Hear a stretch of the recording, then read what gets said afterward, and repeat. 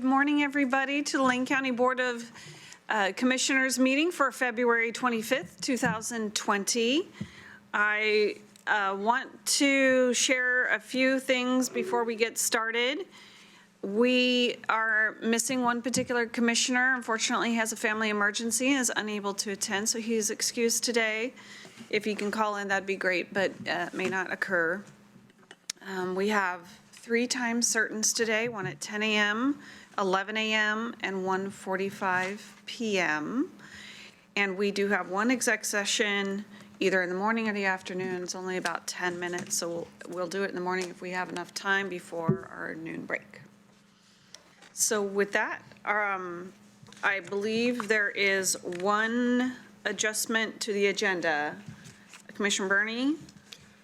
Yes, on the consent agenda, I would like to pull item 6. Where is it?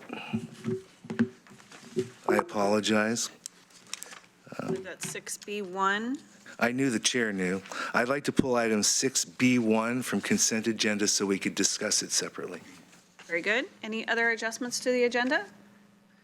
Seeing none, we'll move on to emergency business. It looks like there's some emergency business this morning. Yes, there's a request for a letter we actually submitted with the chair's signature, but we're asking that the board authorize us to put the entire Board of Commissioners on that letter. And this is a letter in response to an opportunity to comment on an Oregon Health Authority proposal to seek a federal waiver which would allow certain addiction treatment facilities that have greater than 16 beds to receive Medicaid reimbursements. And so you have attached to the agenda is a board memo and then the letter that was sent from the board chair that we would essentially have the full Board of Commissioners sign.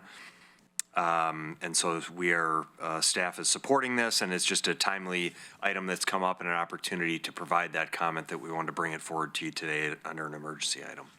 Great. With that, I would entertain a motion to approve and send the letter to the Oregon Health Authority as provided in attachment Move approval. Second. Okay. Moved by Commissioner Sorensen, second by Commissioner Burney. Any discussion, comments? Seeing none. We'll move to a vote. All in favor say aye. Aye. All those opposed say nay. Motion passes unanimously, 4 in approval and 1 excused. All right, it looks like we have an employee recognition today. Mr. Mokarajski. Thank you, Chair and Commissioners. I want to invite Jordan Broyhill and Martin Starr up here along with Karen Gaffney. Jordan and Martin from our, Jordan is senior juvenile counselor in Health and Human Services Youth Services, and Martin is a mental health specialist with Youth Services. Delbrico Kiner is a juvenile counselor at Youth Services who we also wanted to recognize, but he has been pulled away on work, and so I do have a statement here from him that I'd be happy to read in a moment. This is, we're really pleased to provide this recognition of 3 of our incredible Youth Services employees for a really difficult subject that we don't really like to talk a lot about, but we need to because it's an important issue and really crisis in our community and our state that we're dealing with. And we're proud of the staff in Youth Services that have partnered in an interagency way with others, other public safety and social service organizations throughout our community and throughout the state to address this critical issue. So the state of Oregon identified between October 2018 and October 2019 a total of 746 victims of human trafficking.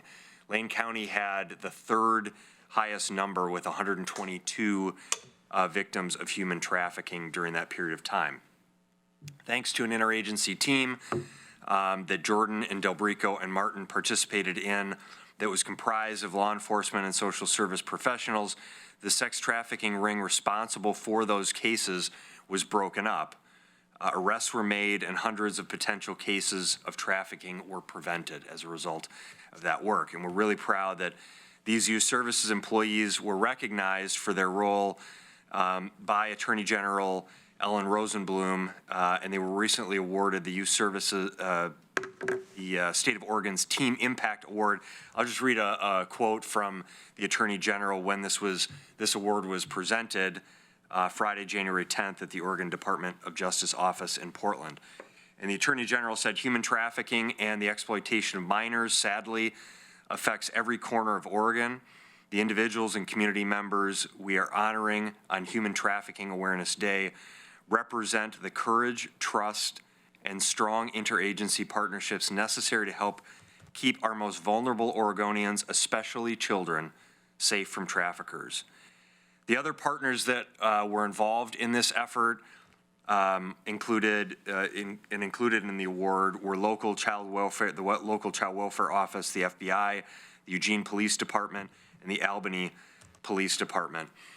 And I will just say that, you know, our youth services staff does incredible work every day, and so many, in really, you know, wearing a couple different hats, wearing the social service hat of working with young people and families and oftentimes reuniting young people and families and bringing them together and solving challenges to help these young people in our community repair their lives and get back on to a strong footing. And this is maybe an extreme example of the incredible work that they do every single day to make our community safe for everyone, and the place that that we all want to live, work, and play. And so we're recognizing Jordan and Martin and Del Brico for their courage, their passion to serve, their dedication to families and children in our community, and we thank them for their great work. I want to turn it over to Karen if she has any additional comments, and then ask Martin and Jordan if you'd like to say anything. You're welcome to. Thank you, Chair Buck and Commissioners. I would just add a couple things. I think Steve did an excellent job of really lifting up why we're honoring these three staff. And I would just add my comments about how proud and pleased I am about the work that's happening on this issue, as well as the work we do every day. I was saying to Jordan on my way in this morning that with the news of the most recent trafficking that has been exposed, this is such an important issue for our community to acknowledge. It happens here, and it happens with our vulnerable children, and we need to talk about it. The only way to really address that issue is to lift it up and deal with it as a community. So I'm proud of the fact that Youth Services is part of that team every day that's working to address those issues, and particularly proud of the recognition that the Attorney General has given to our folks for the contributions that we make, not only in the public safety, traditional, how do we hold people accountable who commit crimes, but also the work of healing that we do in Youth Services. Martin is a mental health specialist and has been part of our team at Youth Services for years, doing that healing work that we do with kids, that is every bit as important as the correctional work, and it comes together in these teams. And so thank you for taking the time to recognize their work. Thank you for the recognition. I want to thank Steve and Karen and the commissioners for the recognition. I appreciate it. And it really is just a reflection of the work that we all do at Youth Services. And I hope that this creates another opportunity for us to continue to realize and understand the impacts that trafficking is having on our community, and that we're continuing to do the important work on a daily basis to make sure that we live in a health, safety, safe community. So thank you all very much. I do have a comment here from Del Brico, who, again, is in court and couldn't be here. He says, I'm sorry that I had to miss this opportunity, this important recognition this morning. I'd like to take the time to say thank you to those for the acknowledgement of the work that he and his colleagues do in Youth Services, that is worthy enough to be recognized on such a large scale. I've always been committed to providing services to the at-risk youth of our community, especially those that are as vulnerable as our young female population. My part in the Mario Land operation was just a small piece of a larger puzzle that also included coworkers and other community partners that were committed to putting a stop to human trafficking here in our community. Again, if it wasn't for the demands of the juvenile justice this morning, I would be present here today in front of all of you, giving my thanks for recognizing me and my colleagues for the work that we all do on a daily basis. Thank you for your time and acknowledgements. And I'll turn it over to you, Chair. Thank you. Thank you so much. Any comments from the board? Commissioner Farr? Thank you. I'm just going to read the lead paragraph from the article this morning after I mentioned that the work you do is never ending. In fact, it's expanding. You know, there are the insidious ways that are found to conduct sex trafficking. A number of years ago, 7 years ago, Senator Wyden had a town hall with the U.S. attorney, and my state representative and I were all there listening to what was happening 7 years ago, and it seems that things are getting even more critical today with the use of social media, for instance, and the use of different ways to transport people. The headline in the Register Guard this morning, this is just this morning, Eugene police held a press conference Monday about a human trafficking investigation that involves 6 juveniles, including 4 from Eugene. I'll not finish the story. The story goes on to talk about the investigation, but that is the nature of your work. And once again, it's not ending, and it's not joyful at any point. But thank you for being there. Thank you for doing it. And please pass my regards along to the folks who work with you. The team effort is amazing. Thank you. Commissioner Sorensen? Thank you. Several years ago, I held a public forum on trafficking of kids, and the U.S. Attorney's Office in Portland participated, as well as the FBI. And I didn't know it there at that time, but a few years later, my daughter works for the Oregon Child Welfare, and she was on a task force in Portland with the FBI and other agencies, I'm sure probably youth services from the various counties up there. And so I was becoming aware of the magnitude of the problem. But to see our own youth services people being at the forefront of solving this problem that isn't just a Portland problem, is not just a metropolitan problem, but really it's any place along Interstate 5. And so I just really appreciate your daily service and the special recognition. Thank you so much. My turn. It's a global problem. I cannot fathom, I don't think any parent or anyone can fathom the pain and the suffering and the fear attendant to any child being abducted for any reason, and any parent that loses their child, much less this. So it's not you that should thank us, it's us that should thank you for your life work and your passion as it relates to this. On a personal note, I've had the opportunity of knowing Jordan before when she was a college student and working 2 jobs. And at that time, I was massively impressed with her professionalism and her passion and her commitment and her competence. So on the one hand, it doesn't surprise me to see you here, but on the other hand, what a treat and what an honor to recognize you and your work in this public forum. So I just wanted to congratulate you all. Congratulations for being recognized on such a high level for your work. It's so important. There's nothing more important than our babies and our kids, right? There's just nothing that could top that for most people. And the work that you do to try to save their lives from human trafficking is so important and impactful. We know that what happens to children carries on with them through their adult life and changes them from a very young age into a different human being. And the work that you do is just so valuable to them individually to heal from trauma. I can't imagine what it takes for you to be able to do that empathetic job. It's just phenomenal what you do for those kids and for the gentleman that was unable to attend today. I want to thank him as well.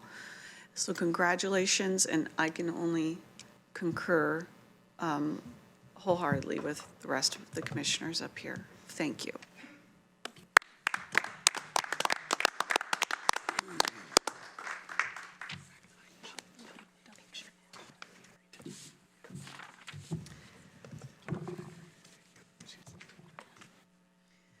Okay, we'll move on to public comment. Let's see if there's anybody signed up for today. Thank you. We have 2 people signed up for today. We've got Melinda Montgomery first, and then David Montgomery second. We have 3 minutes on the clock. If you could state your name and where you're located or which district you're located in, and then our vice chair will give you 3 minutes. Well, it says 2 minutes and 59 seconds, so I got my whole 3 minutes. No. I was going to accommodate for that. Oh, thank you. I'm Melinda Montgomery, and I live in Notai, Oregon, and Jay Bozovich is our commissioner, of which we give our deepest condolences to the loss in his family. So first of all, I want to thank you for being here, for letting us be here, being part of the process. I want to thank you, Commissioner Burney, for coming to the Feast on the Farm out at Bowers Seed Farm last month. We loved seeing you there. Marie's watching us on the camera this morning. Anyway, I'm going to launch right into what I want to talk about, and that is you looking more deeply at Senate Bill 1530, and I want to ask you guys to send a proclamation condemning this bill, not so much maybe because we agree or disagree with cap and trade, but I'm going to come from it as a standpoint as an educator. This bill is incomplete. I think it's irresponsible. I would never accept work like this from a student. It's like starting an essay with a thesis statement and no follow-up and no conclusion. No one knows the full outcome or the ramifications to, I guess I can lift that up, to what it's going to do to everyone in our state. The big argument, it's rural versus urban, but it's everybody's problem. I don't know about you guys, but I have a budget, and I budget for gas every month because I substitute teach in this county, and I go no less than 22 miles one way. And if my gas is going to go up 20 cents at a minimum and then on up to $4, I won't be able to afford to leave my house. And we already have a shortage of substitute teachers in our county, especially in the rural areas. I already saw 5 jobs come up this morning. So there's the budget aspect of that. But the incompleteness of it, I mean, I just think it's irresponsible. Like I said, as a teacher, I wouldn't accept work like this bill. I had an English teacher, Mrs. Donna Hine, who said, "You're using too many words, Melinda. It's English." What kind of legislation needs to be hundreds of pages long to get its point across? So I, from the standpoint of just being responsible commissioners, ask you whether you have time to do it as a commission or do it individually to submit your condemnation of this bill until it's written in a way that you and I can understand it. I mean, I have a bachelor's plus, and I'm not even sure I could wade through all of that. And I'm wondering if any of you guys have even read through it, know what the outcome of it's going to be, who's it going to affect, how's it going to affect our county? I mean, you guys all represent rural school districts, and if all of a sudden Swanson Brothers and Seneca shut down in Notai, that's a huge hit to the school district because there's no wood to log because it's sequestered. So anyway, I just want you to take a look at it, and is it really responsible to support it? You're one of 10 counties that have not come out against it. 26 counties in this state say, let the voters vote on it. That's all I ask, is to consider that. Thank you so much. Next, we have David Montgomery. That's my dad.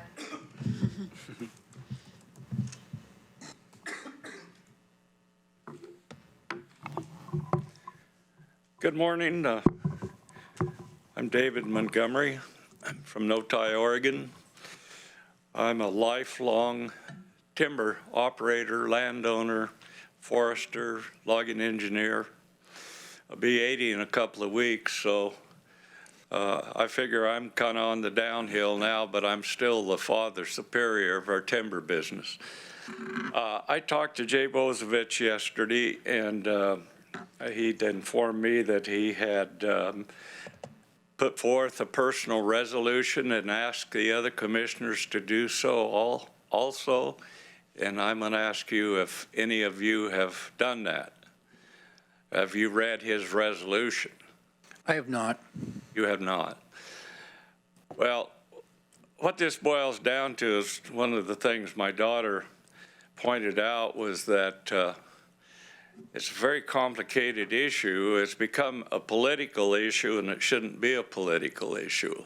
This whole cap and trade and carbon sequestering and everything is become a political issue, and it's a scientific issue, and scientists don't even agree on the harm or the good that carbon does. Well, I have a science background with a degree in forestry and forest engineering, and I have spent my whole life,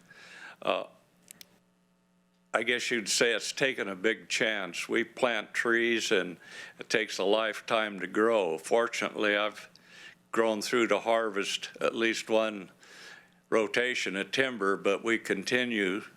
But that's a dedication. That's like any farmer, only it's a longer term way of farming. Carbon dioxide is the food of all plant life. And there's arguments out there as to we need to cut down carbon dioxide. Carbon dioxide is totally correlated with global warming. That's not the case, but I'm not going to go into that. Don't have time.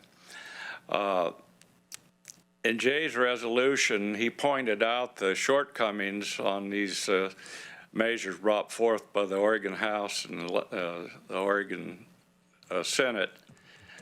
And it's a complicated issue in that, and I think there's a lot of unconstitutional items in the issue. The lack of transparency in that they're not going to allow the public to see the people that are purchasing the so-called carbon credits, which my personal opinion, the carbon credit sales is well, it's not the proper way to do it, you know. We need to encourage the growth of our forest. Statistics that I just came out with the other day was, or I found out that the greening of the earth, and it's possibly and most likely the increased carbon, CO2 in our atmosphere, and it really makes, and even a little bit of warming makes for better life than a cooling. If we'd go into another ice age, we'd really have some problems. But back to the legislative issue at Matt. I think the time's up there, but thank you so much. It is. Okay, well, I kind of rambled on there and probably didn't say everything. But I would ask of you to read the resolution that Jay put forth. You know, it has a lot of details in there that are very pertinent to the issue. Thank you. And we need to, I'd like to have you folks get more acquainted with the working people. I'd invite any one of you, all of you, out to our forest and show what goes on out there. Thank you very much. Yes, thank you. Is there anybody else who wishes to speak that didn't sign up? Yes, please. Come on up, state your name and district, and you'll get 3 minutes from our vice chair here. Let's see. I'm not sure which district I live in. As a homeless voter, I have a certain degree of latitude when it comes to registering to vote. And your full name? I'm Robert Patterson. Robert Patterson. I'm the director of Emerald Alley. We are a nonprofit think tank fighting for the civil rights and better lives of Oregon's homeless, especially its homeless youth. I'm also a candidate for Eugene mayor. Now, I'm running because over the last few years, from the White House all the way down, people in poverty have been getting screwed. I'm running to win back some dignity for poor people. Now, I've spent the weekend looking at the so-called TAC recommendations and shaking my head at the con they pulled on the city. We got bamboozled, the city did, and Eugene's poor got screwed again. If it happens too much more, we might start getting used to it.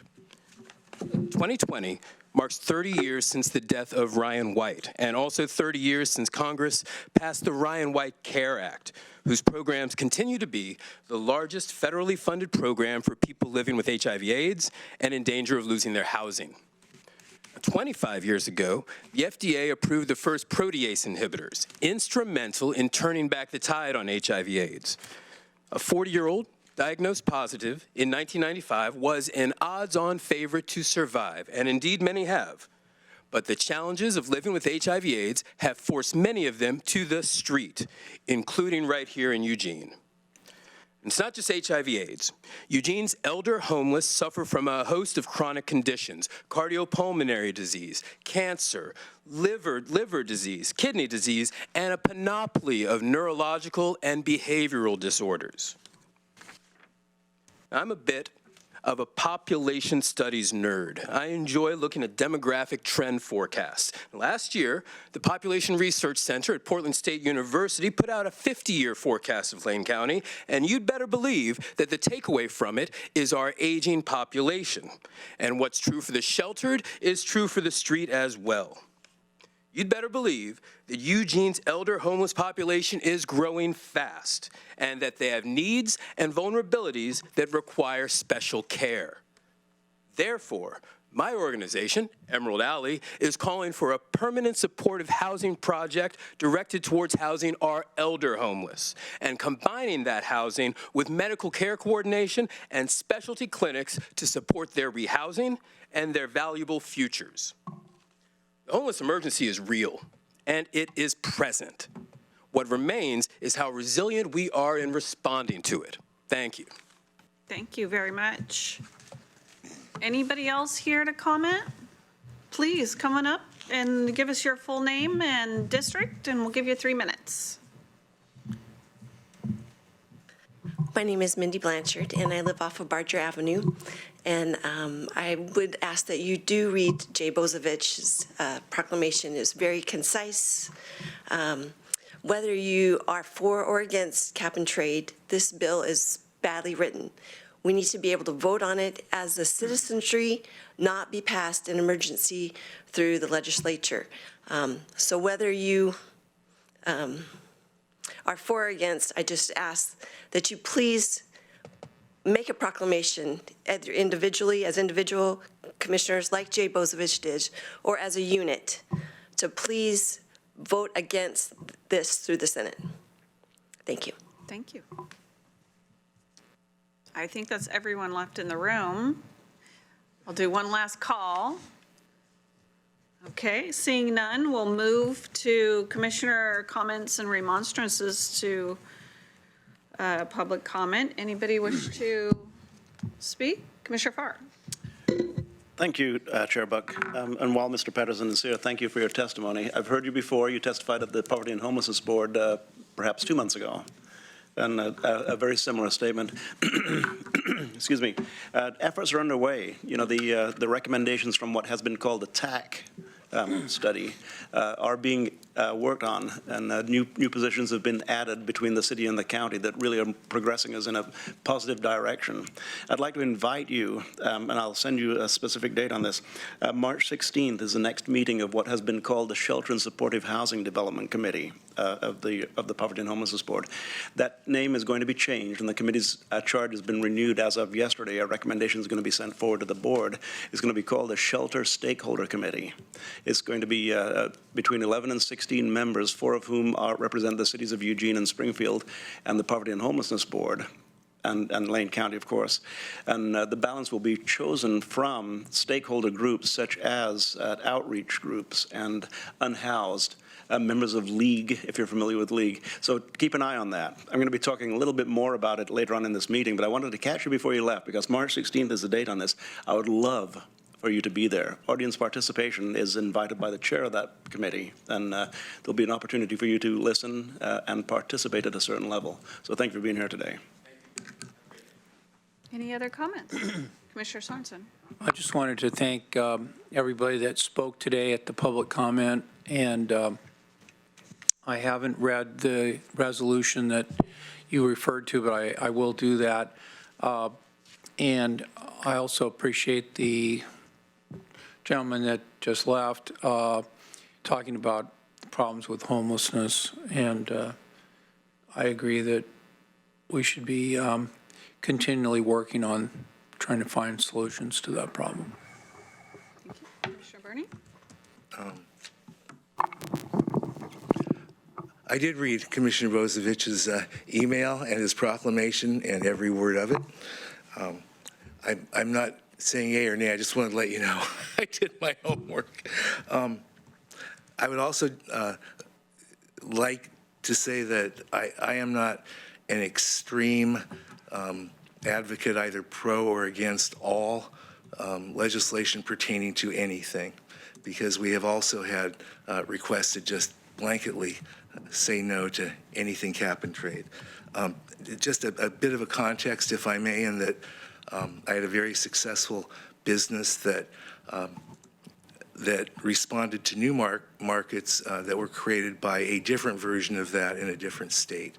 And that is simply that background to cap and trade, not the Oregon legislation particularly, but just cap and trade generally, is that came out of the Republican Party, and it was an attempt to develop a market-based approach to decreasing carbon emissions generally.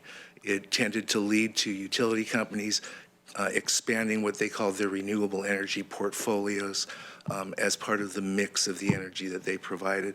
So I just wanted to make those comments because those are comments I'm aware of, not taking a stand, yay or nay, as it relates to this until, frankly, until I understand it better too.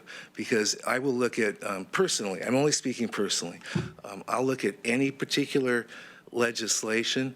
I will look at the need that it attempts to address, the way it's structured, if in fact it leverages public and private investment, because I think business is sort of critical as part of a solution. I agree with the sir when you stated this should be a unifying decision, not a divisive, partisan kind of thing.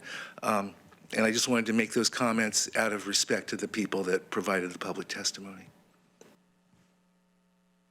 All right, thank you. Thank you for everybody that spoke.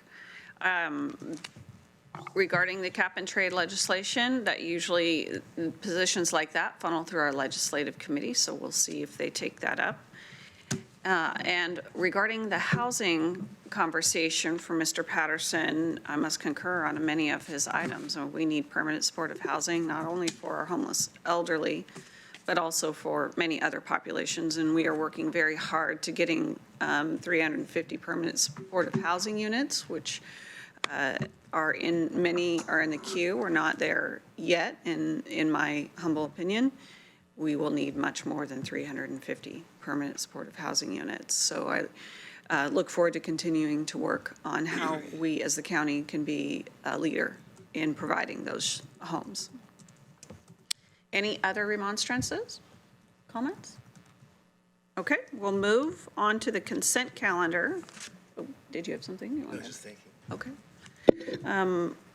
I would entertain a motion to approve the consent calendar without item 6B1. Second? Moved by Commissioner Sorensen, second by Commissioner Burney. Any discussion? Seeing none, we'll go to a vote. All those in favor say aye. Aye. All those opposed say nay. Motion passes with Commissioner Bozovich excused.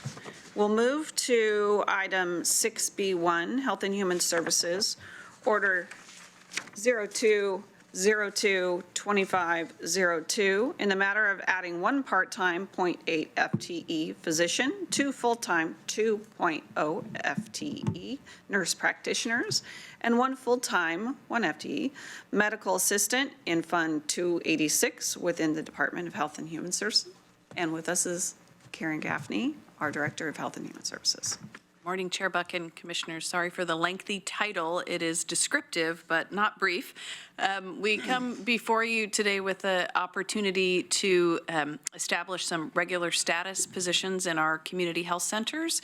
3 provider positions, 2 nurse practitioners and 1 physician, and a medical assistant support staff position. As the packet describes, these create an opportunity for us to convert some what we call locums providers. So providers we have on site who are under contract rather than regular status employees, convert those to regular status positions and expand also a service that we're very excited about, which we haven't found the best name for, but we're referring to it as a rapid access clinic. So the ability to be able to bring people who are discharging from the hospital to make sure they're seen right away after discharge. So it's the purpose of creating these positions. At least one of the provider positions we will convert from a locums into that regular status, which the advantage for the patients is that means that we have someone who's here for the long term and can really establish that ongoing patient-provider relationship over time. So where possible, we really prefer to use those regular status positions rather than a locums or an extra help. We have added 1 medical assistant in addition to the 3 providers.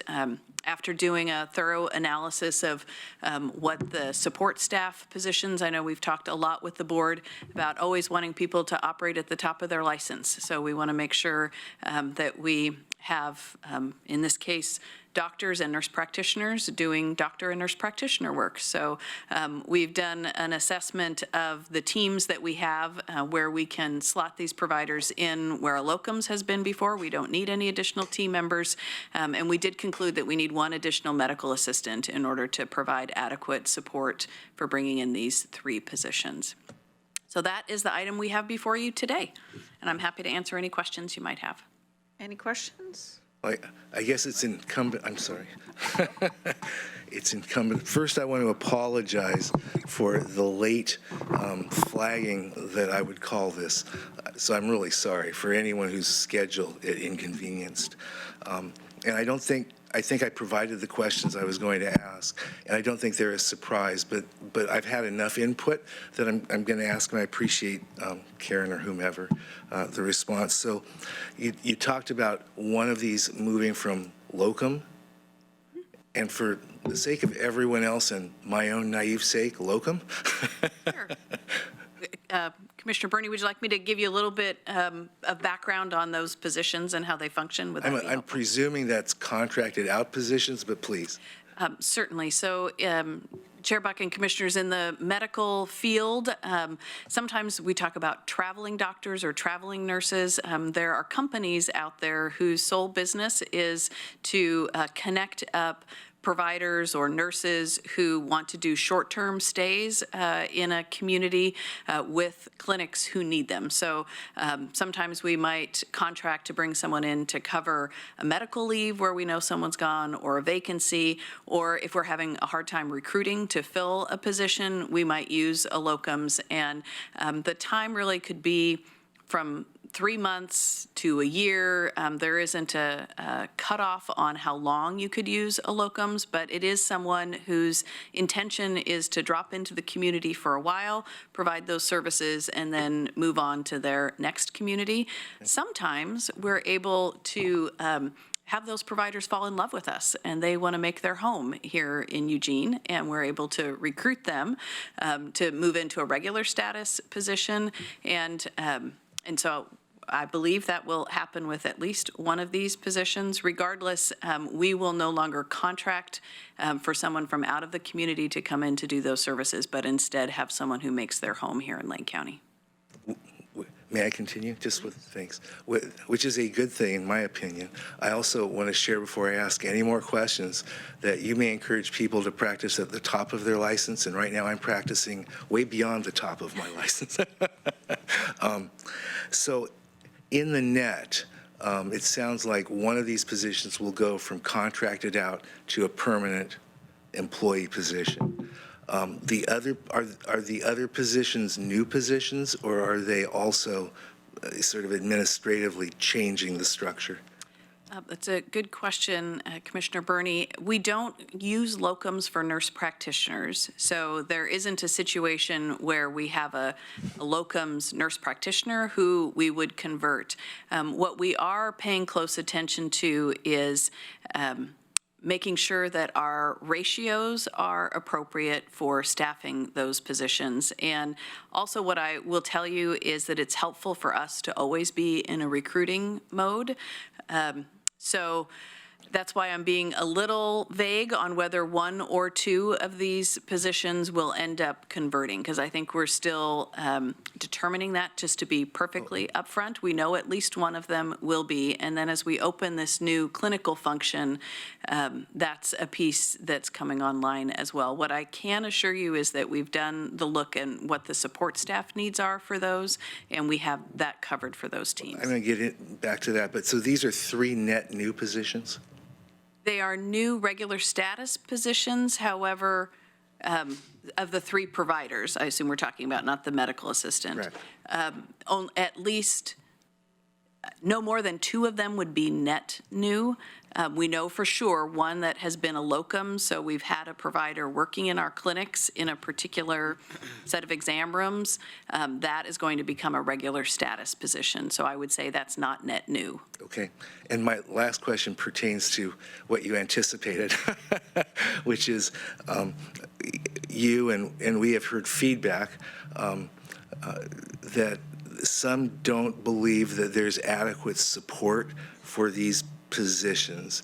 I'm not presuming to tell you how to do that, but I am asking you what your analysis is and if, in fact, you believe there's adequate support positions for these new positions that we will be approving.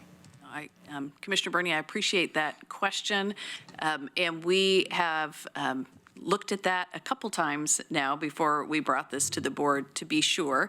And in that analysis, we believe we need 1 additional medical assistant in order to provide adequate support for those teams. We have, over the last year or so, added other types of positions. We've added a couple office assistants. We've added a number of temporary LPNs. So we have added, and I believe medical assistants. So over time, we have added support positions, and we believe we need to add 1 more medical assistant in order to have adequate support staffing to accommodate the additional provider positions we'll be adding here. Okay, thank you. Thank you, and thank you for allowing me. Any other comments? Commissioner Farr. Ever so briefly, when I first toured our health centers 7 years or so ago, I learned the phrase "top of the licensure," and really all along, each time you and I meet, we end up talking about people working at the top of the licensure. And I think in the last 7 years, we've gotten to a point where more people are closer to the top of the licensure. But the questions that Commissioner Burney asks are valid. Do we have enough support so that doctors can be doctors, nurses can be nurses, and people who can do the other things are working in their licensure? I'm confident and trusting that we're moving forward in that direction, continue to, and thank you for the response to Commissioner Burney's question. Probably there'll be eyes on it and ears on it to monitor that as it goes forward.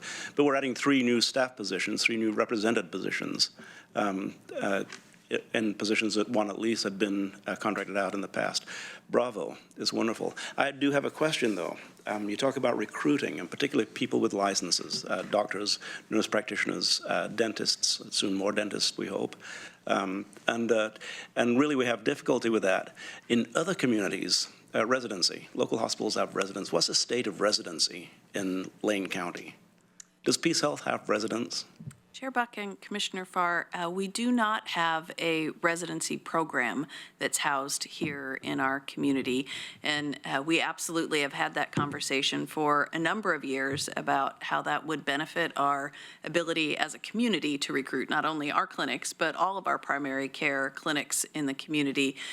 When you have physicians or nurse practitioners who train in a particular community, again, they will often fall in love with that community and stay. It is necessary to have a hospital in order to have a residency program, so that is something that the county cannot create on its own and would require a participating hospital.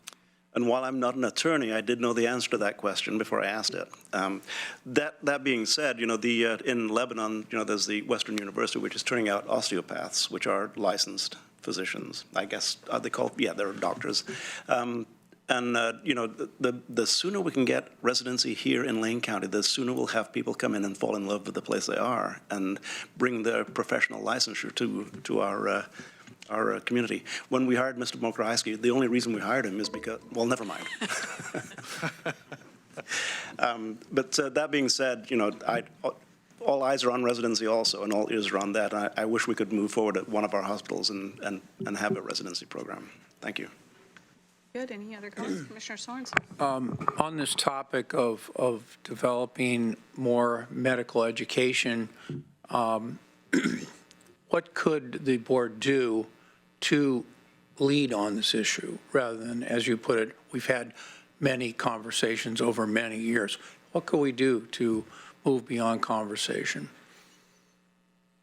Chair Buck, Commissioner Sorensen, the last time that we did an assessment in the community, the piece that really was missing was having a hospital who was able to make the commitment to participate in that. So my sense is that would be the place to focus attention, would be to have a hospital who was interested in participating in that program, and then we could move on from there. Okay. Thank you. Maybe one that provides midwifery services also. Commissioner Burney? Really? Okay. Just out of curiosity, because we've lived through the Peace Health cutting of the birth center and then the McKenzie-Willamette Hospital picking it up, or the functions of it up. Have there been any discussions with what I consider to be a very progressive and highly competent administration that is looking for ways to serve the community at McKenzie-Willamette? Have there been discussions with them about this particular subject, to your knowledge? Chair Buck and Commissioner Burney, as you know, there's been turnover in the leadership at McKenzie-Willamette Hospital, and I'm not sure that conversation has happened with the current leadership at the hospital. We certainly could reach out and ask if there's any interest in that. If it would, only if of value, not to be the helping hand that strikes again, I would be more than happy to facilitate such a meeting. Okay, thank you. I will follow up with you. Thank you. With that, I would entertain a motion to approve item 61, order 0202. Move approval. 2502. Okay, approved by Commissioner Sorensen, second? Second? Second by Commissioner Burney. Any discussion? All those in favor say aye. Aye. All those opposed say nay. Motion passes with Commissioner Bozovich excused. All right, we'll move on to County Council.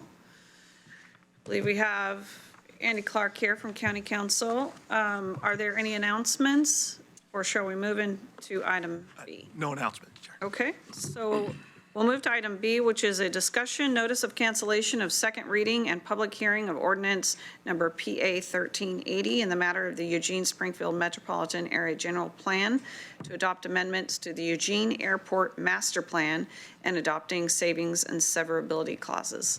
Can you give us an update? The only thing I know is what we discussed at agenda setting, which is that the notice for this hearing and general process didn't go out. And I think it's a joint matter with the city of Eugene. I think their notice didn't cover everything it was supposed to. And so what they've done is canceled their first reading. The request from the planning staff, Lindsay Eichner, was to essentially do the same with this joint process. And so rather than do a reading and a set over of today's, what would have been the second reading and hearing, their preference is to sort of cancel it, drop it, let this ordinance fall away, and then they'll restart the process once they get squared away with the city of Eugene about timing of readings and hearings. Do we need to do anything further? No, I think the point of today's discussion really was just to put folks on notice who might have wanted to attend the hearing. But I don't think anyone's here for that matter, but either way, there's nothing more the board needs to do. If no ordinance is read but no vote is had, then it simply dies for lack of a second or anything. So that's kind of where we are. Okay. Any questions or comments on the board? See none, thank you very much. Thank you. We'll move on to county administration. Are there any announcements? I have a couple items, Chair and Commissioners. We're beginning the process with all the work happening between Lane County and the City of Eugene on the implementation of our housing and shelter work.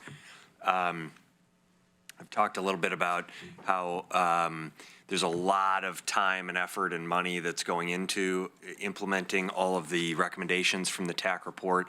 One of the things that we have not done as effective of a job at doing is communicating all of the work that's happening. And so we're now in the process of beginning to reach out to various community stakeholder groups and have those conversations.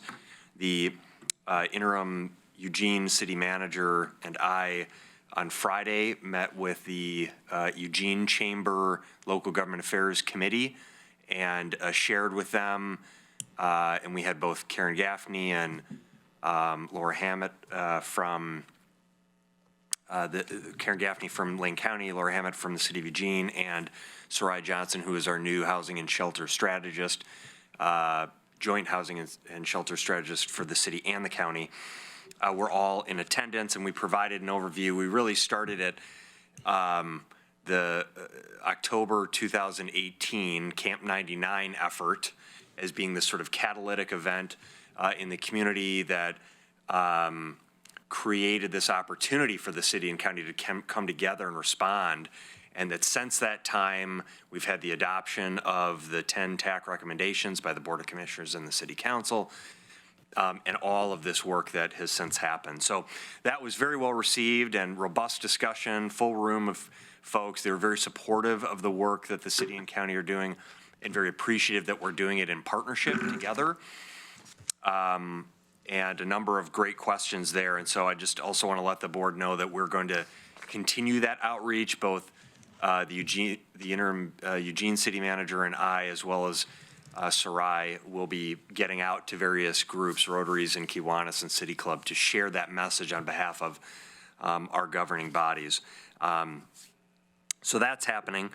And then I also wanted to note that while we weren't up for as we have the annual financial audit is the next item here at 10 o'clock, I thought it was timely to share the annual comment that Moody's provides. So we didn't get a rating review. Typically, the rating agencies every other year will look more in a more in-depth way, but every year they do an annual comment. They'll just kind of take a look and provide an updated comment, and I'll just provide some comments from Moody's on this. It says the credit position for Lane County is very strong, and its AA1 rating is above the median rating of AA2 for counties nationwide. Notable credit factors include robust financial position, modest debt burden, and somewhat inflated pension liability. So good comments there, shouldn't be surprising. The NACO, I serve on the NACO Finance, Pensions, and Intergovernmental Relations Committee, and they'll be meeting at the NACO Legislative Conference in Washington, D.C., and one of the discussions that they're going to be having is a presentation by Moody's and others talking about how counties can go about achieving a bond rating upgrade. And so I'm interested in hearing what they'll be talking about. And of course, this is something that local governments are always looking at, is how to improve financial position and improve their bond rating. And so basic sort of update there, but I thought I would just provide that for you. Very good. Trying to chew up some time, Chair, but that's all I've got for you right now. Any comments, Commissioner Sorensen? And Mr. Mulcahy, last time we spoke about this upcoming conference you're attending in conjunction with the National Association of Counties Legislative Conference. You mentioned that there were going to be programs similar to the one that you and I attended of the county administrator group. And I was just wondering if you could describe that a little more and the involvement that the commissioners that are going to the conference might participate in. Yes, thank you, Commissioner Sorensen, and I did send an email individually to each of the commissioners who are attending with my schedule, and so I'll just provide that on Thursday. I'm on a panel for a pre-summit, pre-conference innovation summit, talking about data. So open data, cybersecurity, and how data can be used to connect with people in a community and solve community challenges. So Thursday, I know that's earlier than I think our commissioners are going to be able to be there. Friday, we'll have our meetings. The National Association of County Administrators meets with the NACO leadership at their offices. And then on Saturday, we have our executive board meeting at 3 p.m. At the Hilton.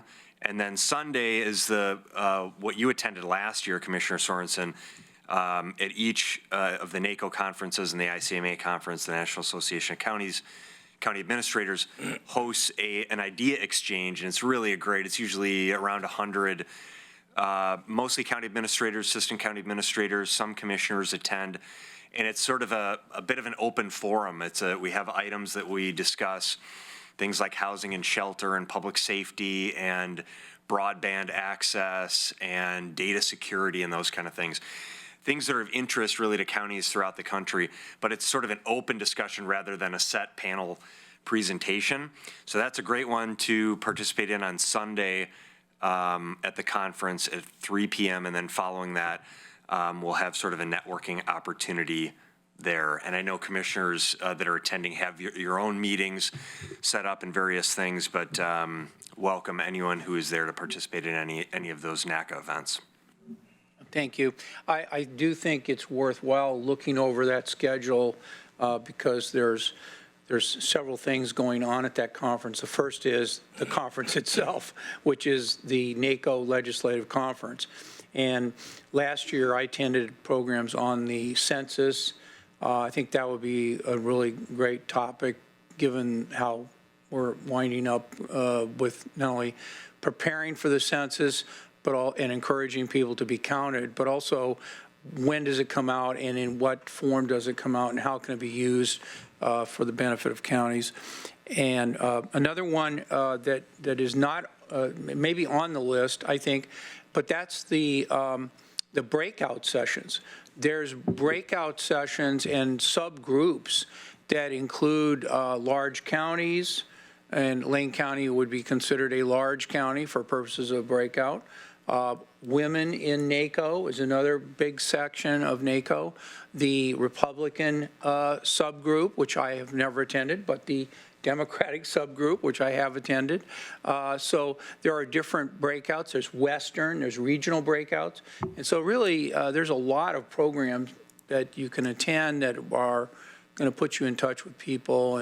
And as with the county administrators group meeting simultaneously, they overlap, particularly when you have a county administrator like ours that's very active in the county administrator group.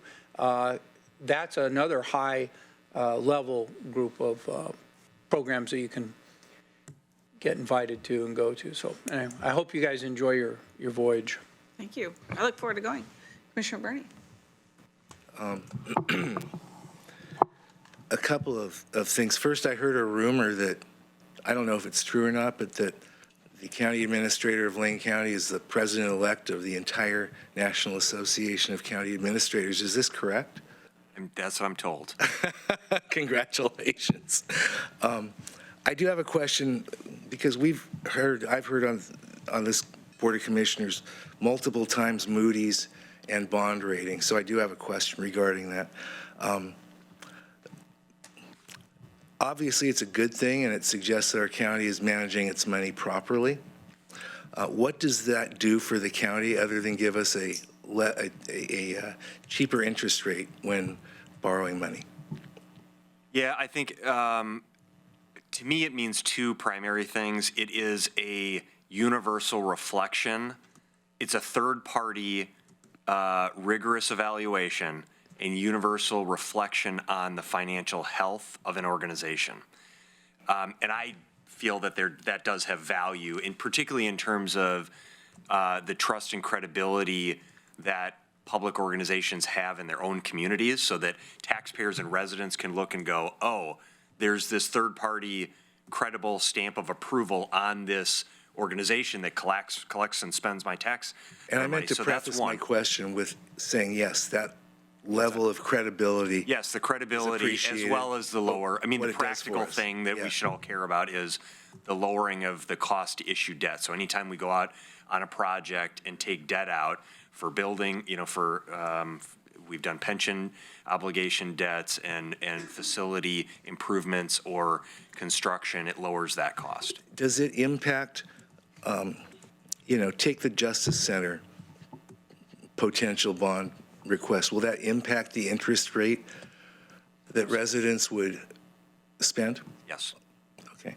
Yeah, higher, it's like, so if you go, you can think about it as an individual, if you're looking at purchasing a home and you need to get a mortgage for that, the lender is going to do is going to run a credit score on you. And if the higher your credit rating is, oftentimes the better interest rate you qualify for. And so it's very similar. The higher our bond rating, the lower our interest rate. Because Is it not the state that takes out the bond?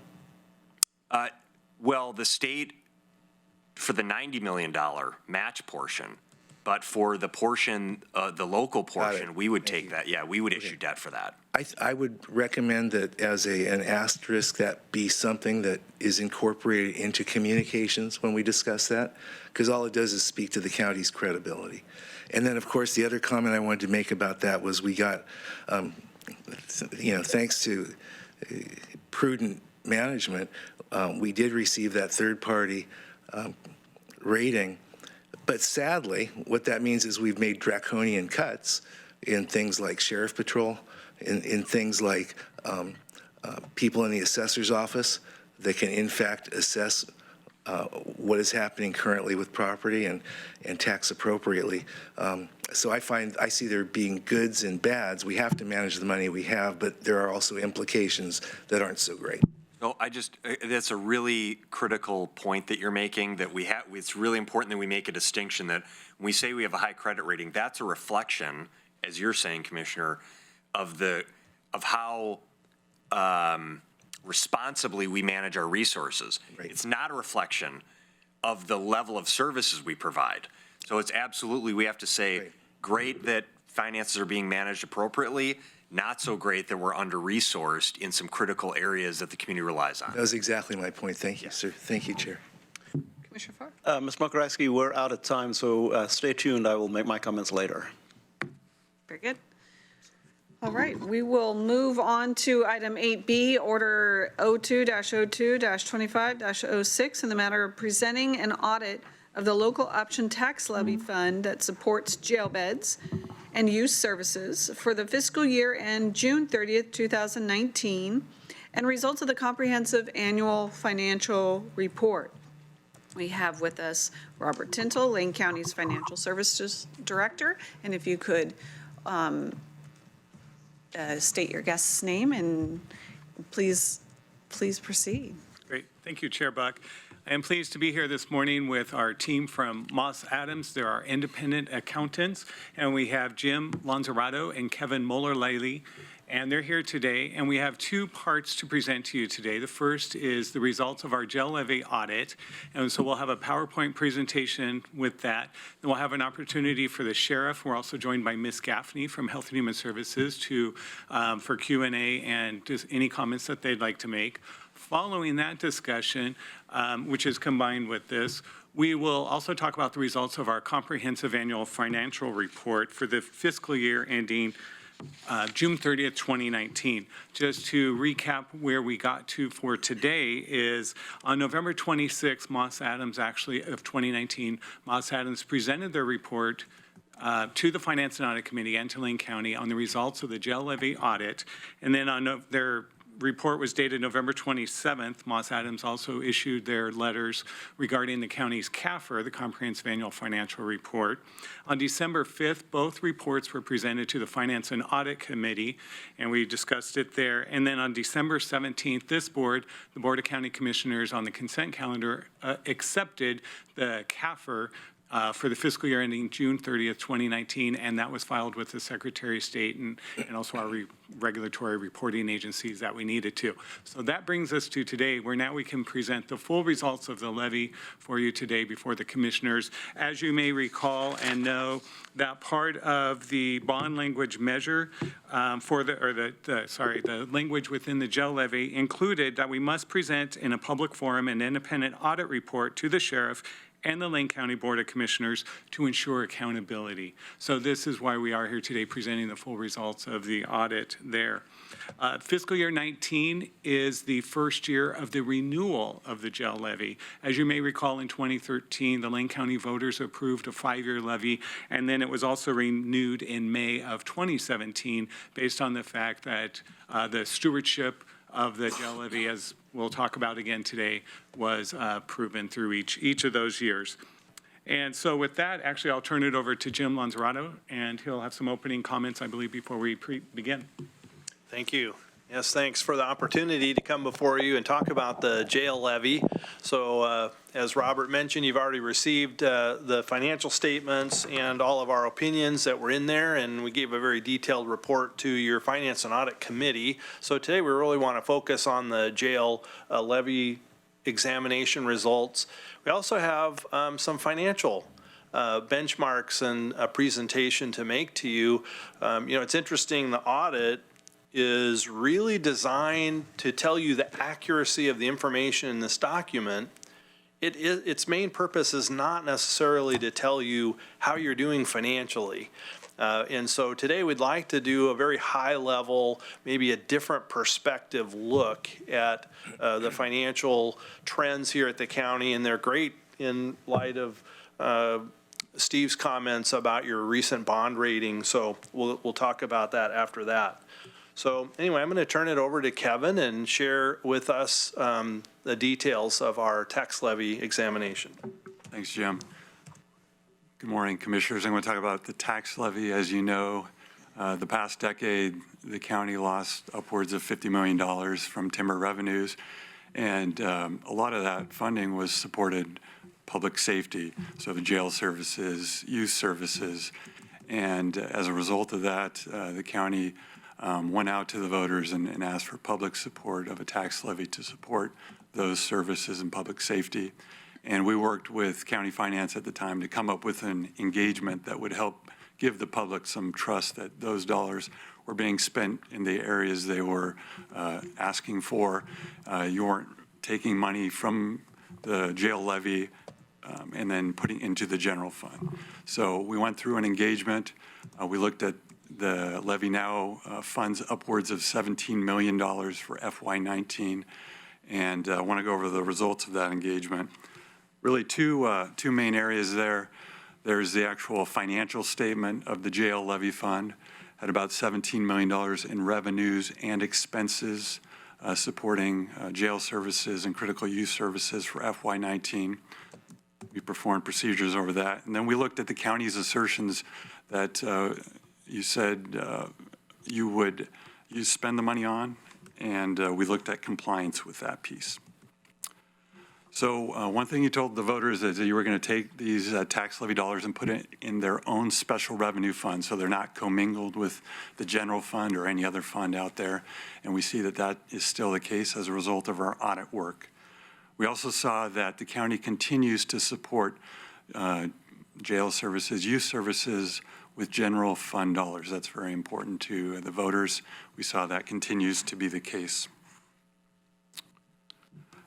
The county told voters that they would continue operating 255 local jail adult beds. That's been the case every year. So this is the 6th year that we've performed this engagement. So we toured the county jail. Appreciate your folks showing us around.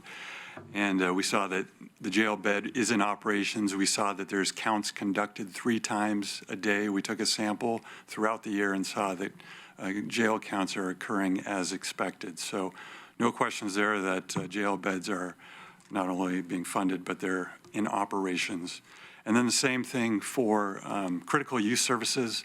We saw there's 16 youth detention and 16 youth treatment beds in place. we toured that facility and saw that it's also operating as expected. The final two areas are how those tax levy dollars are allocated. This is something that's changed over the 6 years. Initially, 91% went to jail services and 9% went to critical use services. I think as county management was operating these services, saw there was a need to change that, and you did that through a resolution or a board order. And we see that the mix over the years has been allocated appropriately. The current mix is 84.5% of tax levy goes to jail services, and the remainder goes to critical use services.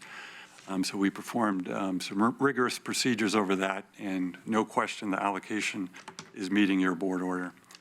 And then finally, we audited that local option levy fund and gave it an unmodified opinion or a clean opinion. So, you know, I think voters should feel comfortable that that special revenue fund is appropriately accounting for the taxes that voters are paying. So that's really the summary of this year's engagement. I want to thank everyone, whether it was with youth services or county jail, and working with our team on this year's engagement. Just one thing to add before you ask questions. I know, as you know, we serve a number of counties here in Oregon, and there are others that kind of followed your path here and sought some special levies to support jail operations in particular.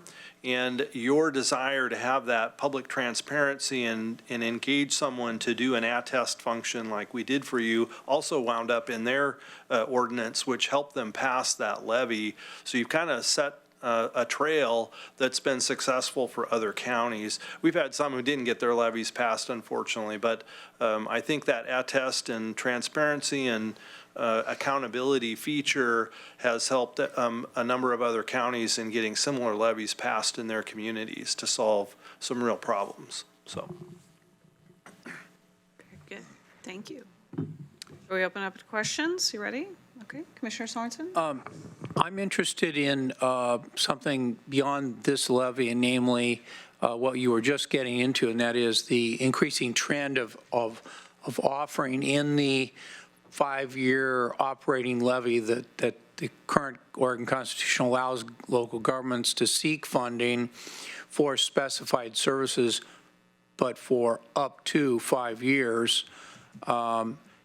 Who else is doing that for different operating levies that you're aware of? Yeah, quite a few of our county clients have special levies. Clackamas has an extended law enforcement district levy. Marion County has an extended law enforcement district. And then there are other types of special levies too. 4-H extension services are an example. Well, Josephine County. Josephine County, go ahead. And similar to Lane County, we perform the same additional engagement for them to give their community assurance over the tax dollars. Okay. And what about for bond measures? In other words, in the 5-year operating levy arena, it's sort of has this money been spent in accordance with the wishes of the voters? Well, the same concept is there with a bond, and that is, okay, they authorized us to obtain bond funding for a project, but did the money actually go for that project? In other words, is that another arena? And I'm not here to promote your business. I'm really not here to say we need more money going into this, but it is meeting an objective of society, which is the money being spent for the reasons the voters voted for? You know, that's an excellent question. We're seeing really a lot of applications for this. Bond issuances is a prime example. Our work with Metro, for example, they've issued 3 very significant bonds. One was to support zoo. If you've been up to the Oregon Zoo, a number of their facilities there were upgraded and improved through the issuance of bonds. Metro issues bonds to support the acquisition of parks and open spaces And then more recently, they issued a, $650 million bond to support housing needs. In all of those, the resolution or order that approved those bonds by the Metro Council had an examination feature in there so that they could go out to the community and say, we're going to have our tires kicked here to make sure that we're spending those dollars according to what we said we were going to do when we went and asked you for property tax dollars to support the repayment of those bonds. Also, City of Portland is utilizing an examination function in some new revenue sources. So, for example, they got a local gas tax. I think they call it their Fix Our Streets program. And they put in the resolution and then the measure that went out to the voters to approve that specific gas tax, an attestation engagement for the outside auditor to come in and look at that. So we're seeing that in more and more of bond issuances, special types of revenue, and clearly these special levies like yours supporting expansion of your jail beds. Yeah, okay, good. Mr. Tindall, do you know if the proposal that the Lane County Commissioners put out to the voters for purposes of a courthouse bond, did it include that as well? It did include similar language about an examination and attestation of the expenditures are solely used for that purpose. Yeah. It was included in the previous bond measure, and it will be included in the upcoming one if that so occurs. Okay, thank you so much. Commissioner Farr. Thank you. And thank you, Commissioner Sorensen, for pointing out that the Justice Center levy includes the same kind of language that asserts that and assures that we're spending the money exactly as we asked. And I have a question, if I may, for the sheriff. I've not prompted you with the question that I'm going to ask. You know, the report that we received talks about the fact that we're absolutely meeting the stated objectives of the levy. You and I have talked often, and we've all talked often about the nature of the people who are housed in the jail and the high percentage of people who are suffering from behavioral health disorders. Has this levy in any way helped you to address behavioral health disorders in the jail? Absolutely. And of course, we're appreciative that the audit demonstrates exactly what we know that we've been doing, is being very careful to be, well, frankly, we're just so appreciative that the community supported this levy. I'm so appreciative of the hard work that my predecessors put into this, because prior to this levy, we were able to offer almost no services within our jail, and additionally hardly had any room to hold anybody there. We were releasing violent offenders and Measure 11 offenders contrary to state law. And so the fact that this levy allows us to be stabilized in our corrections division is tremendous. So not only 255 beds, but 382 beds. And of course, it's actually 411, but we have that federal cap, the 93% cap. So we've been trying to use pretty standard language of 382 beds. But it allows us also to stabilize the sort of treatment that we're providing folks that are in our custody. And so as an example of that, we've increased the expenditure in mental health services. We now, through our contract, provide for 6 mental health professionals in our jail. I don't think there's any other jail in the state of Oregon that's providing that level. We've, as I think the board is aware, we've established the inmate wellness services up on the 3rd floor, where we're bringing inmates that have a specialized management plan, which is produced in consultation with mental health, medical, jail support, security staff. They're doing individual management plans for particular inmates in our custody that are demonstrating signs of either mental illness or have a history in our organization, in our facility, of being difficult to manage. And they're just doing really creative things. You've heard about the yoga that is available, but that's not it. Recently, we've repainted the housing area that the Inmate Wellness Services is housed in, and I was up there recently on a jail tour, and we have some chalkboard paint on the walls where people are able to do some chalk art, I guess, on the walls of their housing area, and just some things that are really, frankly, would be unheard of 25 years ago. And none of that would be possible if we didn't have a stable environment in which to function. And so, obviously, the levy has provided that for us. So while we're doing the absolute letter of the promise, we're going far beyond that. We're actually addressing the basic needs of the people who are being housed in the jail, helping them to adjust once they are released from jail. And behind you, Chief Wilkerson is with you, and Captain Riley is with you, and all three of you participated intensely in the original levy. So when you say the work of your predecessors, you are actually your predecessor in that case. But the other part of the levy is the 15 or so % that is dedicated to youth services. Now, we are, actually, before I get to that, Sheriff, the three of you also participate in the Mental Health Summit on a monthly basis. And the Mental Health Summit talks about the initiation, the building of a crisis center. We placed $1 million in our budget last year to begin the work on getting toward a crisis center. Can you talk ever so briefly, or at length, your choice, about the crisis center and how that's going to be of assistance to you at the jail and with your efforts toward behavioral health services? Right. What we're really looking for with the crisis center is a jail diversion program where when the law enforcement officer that's out on the street is called to a location because someone's behavior is public disruption and contrary to our public order laws, that officer oftentimes has very limited choices. The person who called them there wants them to solve the problem, and oftentimes, unfortunately, that is by bringing the person to jail for a misdemeanor crime of disorderly conduct or trespass.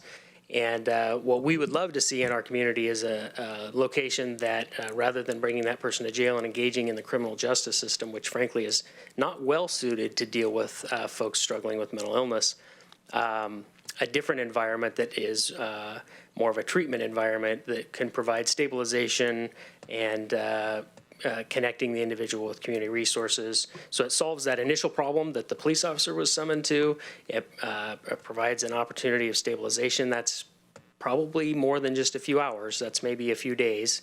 And then hopefully a handoff to resources within the community to try and keep that person from going back down that wrong road. If we can keep all of that out of the criminal justice system, it'll do a number of things. It'll make the criminal justice system a little more efficient if they're spending their time in the courts working on individuals who are purposely engaging in criminal behavior.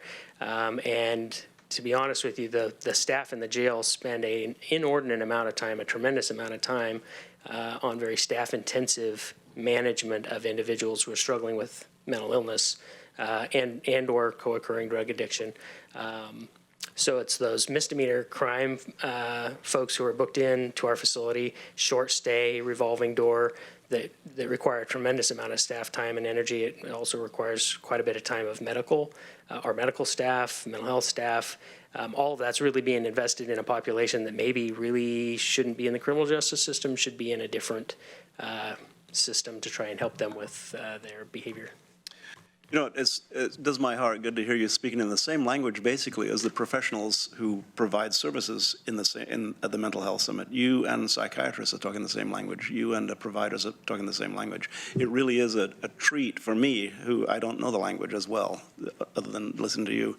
But I would contend that without the levy passing, without the public support we have in the levy, the things that we're moving forward on would be stalled or actually rolling backward. Absolutely.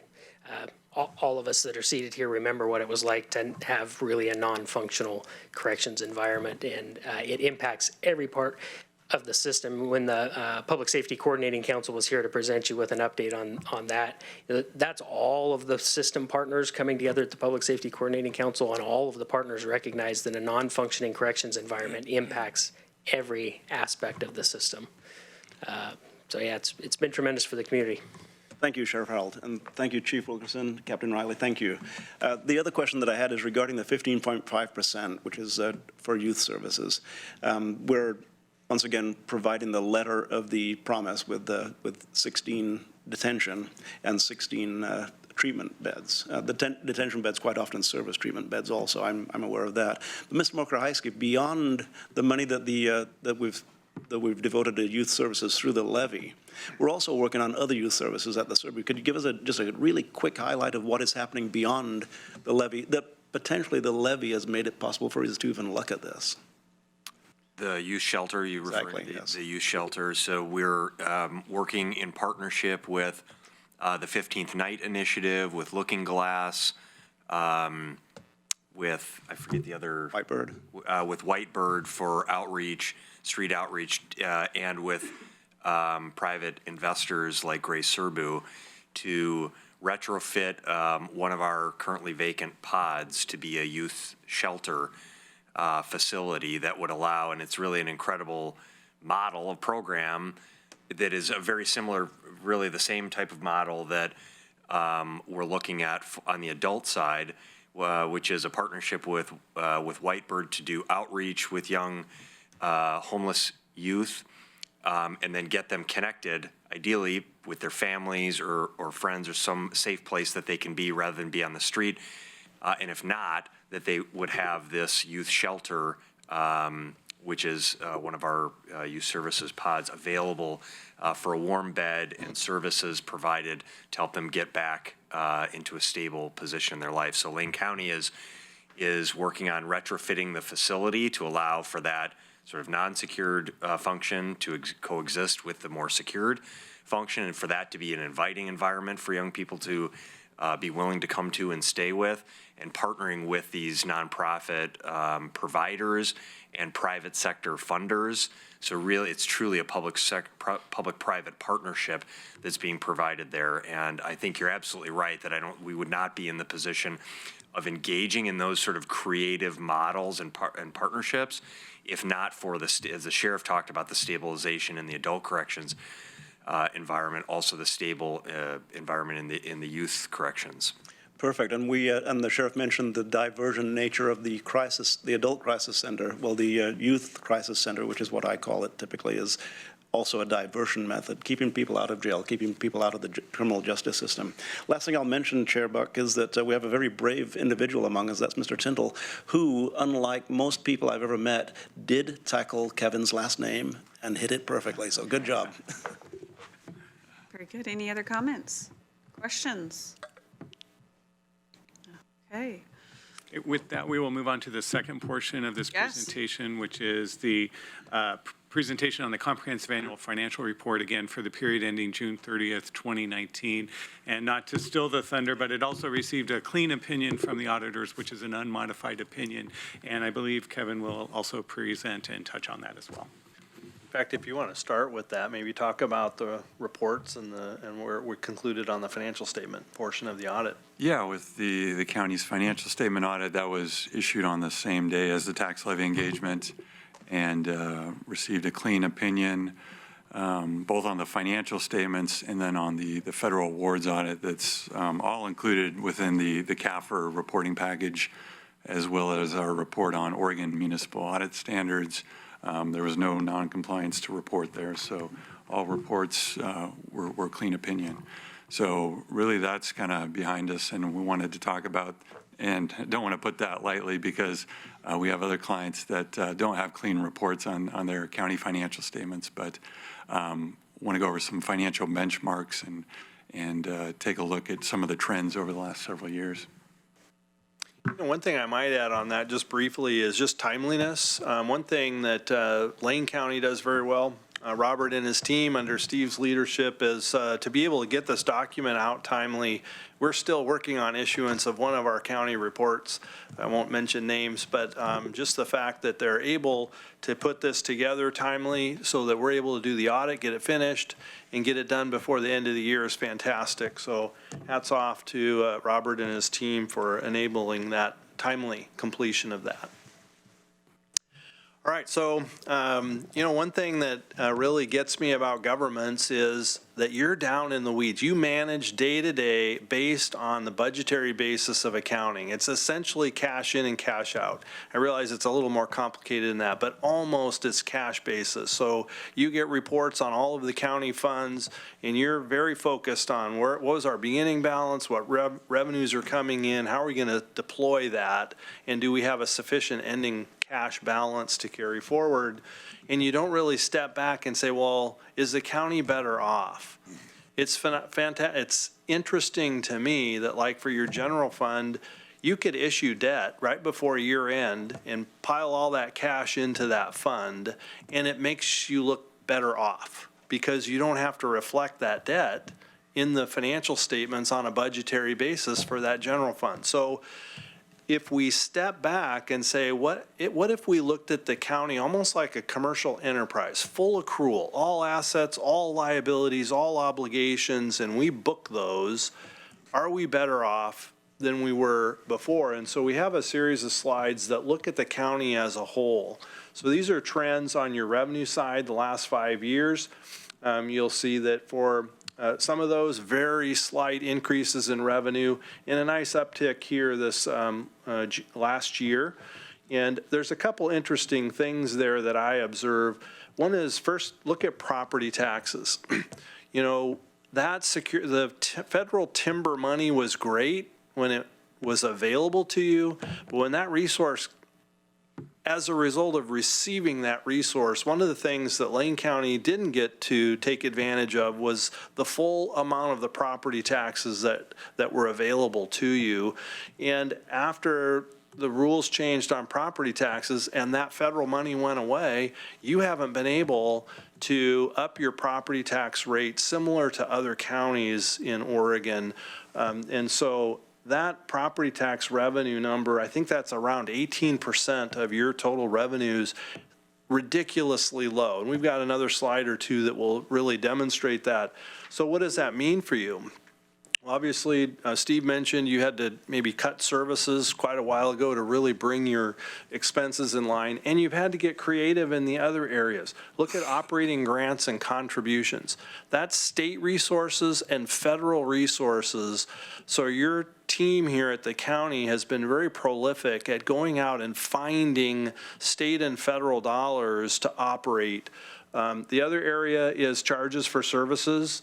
You know, obviously, if you're a resident, maybe you don't like the fact that more money is being charged for services. But on the other hand, that shows me that you're finding a way to get revenue from folks that are directly benefiting from county services. So you've been pretty creative in overcoming your property tax constraint by finding resources at the state and federal level and creating better opportunities for charges. Here's the spending side, and there's a couple things that strike me here. Again, you've got, over the last 4 years, a slight increase, quite a bit more than 5 years ago. But look at the amount of general government spending, very low. Again, I think we're going to see in another slide the relative position to some of your peer group, but very little dollars go into the actual administration of the county. Public safety, you know, we got a nice bump from the operating levy, but not a tremendous amount of spending. Health and welfare, so that's one area where you've really been putting services on the streets, and so some nice increases there. Probably an area that I'm sure is challenging for you is that infrastructure, roads and bridges. So you're really not up much from where you were 5 years ago, but pretty constant spending. So this slide says, let's compare our revenues to our overall expenses. Again, this is countywide.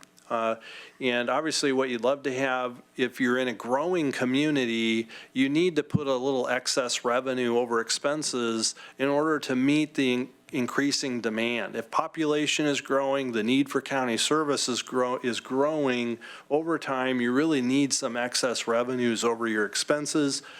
You'll see that you've pretty much accomplished that. You had a couple of years where expenses were greater than your revenues. The last few years, that trend has improved. So again, if you're in the weeds, you're only looking at cash on a budgetary basis, it's hard to keep focus on this bigger picture. This is one of the reasons why you're able to obtain a high bond rating, is the ability to manage government-wide. So this slide shows if you were to sell off all the county's assets at book value and liquidate the liabilities at book value, what would you have left over? There's a number up there that provides the total, and then these bars represent kind of a classification of that. A majority of the equity here at the county is invested in the bridges and streets and infrastructure and buildings and equipment. That's that green bar. The darker bar are the spendable resources that have constraints. So these are the grants, unspent grant money, or revenues that have restrictions, like the expanded jail levy is part of that. So unspent resources. And then the lighter tan bar would be unconstrained resources against the liabilities that are payable from that. And you have positive balances in all three categories. That's good. You have slight decline over this period of time. So what you'd really like in total is to have some growth there. Again, growth is necessary to handle increased capacity. The green bar is interesting. That's the one area where our county clients really struggle, is maintaining your infrastructure. So I know you have needs. I know you're out there trying to work on a new county courthouse. But what this demonstrates is at least you're maintaining what you have. So the wear and tear from the use, you're able to put some reinvestment in to at least take care of what you have. So there's real stability there. Another way that we look at counties is, how much cash and what are your trend lines. And you'll see you've got stability there over the 5 years. You were at $355 million 5 years ago, $349 million at the end of June 19. If we look at some of your peers, you like to Days of cash. and then, this is days of cash. So this demonstrates how many days that you would be able to operate if no new revenue sources came in and you just had to live off of your cash balance at a point in time. You would see that you've been around 355 days, 349 days. County average is 293. We also like to look at a concept called working capital. I mean, obviously, you can accumulate cash if you just don't pay your bills. So this looks at cash and receivables, things that will become cash very quickly, against the bills that are outstanding that you pay right away. What's the free cash after that? And you'll see some growth there. Again, another reason why you're able to generate a nice bond rating. This is just a quick look at your capital expenditures over the last 5 years. And then this last year, what did the 5 counties put into that? A little bit too quick there. And one thing that we've noticed is, like you, there's a lot of need out there for capital improvements. This last year was a spike for many of our county clients and certainly your peer group on some spending. And I know you've got some projects that will change this going forward too. Another thing we look at is your total debt. And this is another very positive benchmark for the county. You've been paying down your debt, but debt is not bad. It's a useful tool. The question is, where are you related to any limits? Where are you related to your peers? You have very little debt outstanding compared to many counties in Oregon. The nice thing about that is when you do need debt for a new project, you're in relatively better position to go and do that. So you have a very low debt level and you've been paying that down for many years. On the property taxes, just a couple slides that demonstrate your challenges. This one shows your assessed value per capita compared to the counties you benchmark against. Obviously, if you have a higher number, whatever tax rate you have generates more dollars. So you're in a relatively poorer position compared to those that you benchmark against. And the next slide shows even a doubling down of that impact by the rate. So your rate at less than $2 compares to an average of the counties you benchmark against at $2.71. That 90 cents, that's huge for you.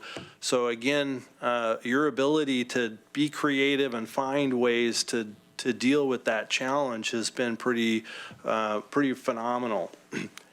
Let's go to the next one, Kevin. This is an interesting comparison. I know there's a lot of numbers up there, so let me break it down pretty easily. That first column of numbers is just a sum total of your peers.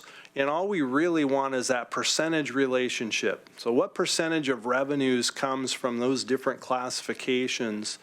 The third column over is your actual numbers. That's what Lane County received in revenues and how you spent them in broad categories and your percentage. The final column would say, hey, if your percentage matched the average of your peers, what would your numbers look like? And again, a couple things that we've been hitting on really just smack you in the face. Look at the property tax revenue. So if you were able to generate property taxes like your peers, that would be 112 million compared to what you got, which was only 59 million. But again, some positives, your charges for services and finding ways to go get federal and state grants and other resources to fund your operations, that's pretty phenomenal. On the expense side, you can see that presents some challenges. On general government expenses, I mean, if you were to hit the norms of your peers, you'd be up another $12 million. So in some ways, you can say, hey, we're operating way more efficiently.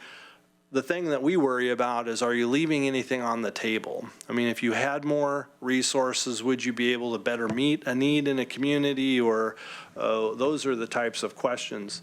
Public safety, even with that new levy, you're still spending fewer dollars than if you were to meet the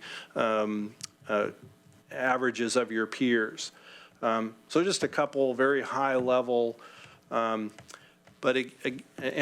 that's the end of it. I know that's very high level, but my takeaways is, you know, obviously you've got some unmet needs in the community, but you're managing the resources that you have very well, which translates into the bond rating that Steve mentioned. There's a lot of stability there. And you've been able to overcome that loss of the timber revenues and also the opportunity cost at not having property taxes with other means. I would hope that at some point in time, that low property tax would enable you to go get some special levies or do some things. We'll see. I guess a lot of that depends on the community, but if they look at it from how well you're managing the resources you have, I would like to believe that you're in a relatively better position than if you were at the high end of the spectrum compared to your peers and then going out and asking for more. Anyway, just some very high level comments and certainly open to comments and questions. Very good. Thank you, Yeah. Commissioner Sorensen. I'm referencing an article from something called Liberty Street Economics, and that is that long-term government bond yields are at their lowest levels in the past 150 years in advanced economies. And one of the slides you showed was how low our bonded indebtedness was compared to our comparator counties. And I'm wondering if the amount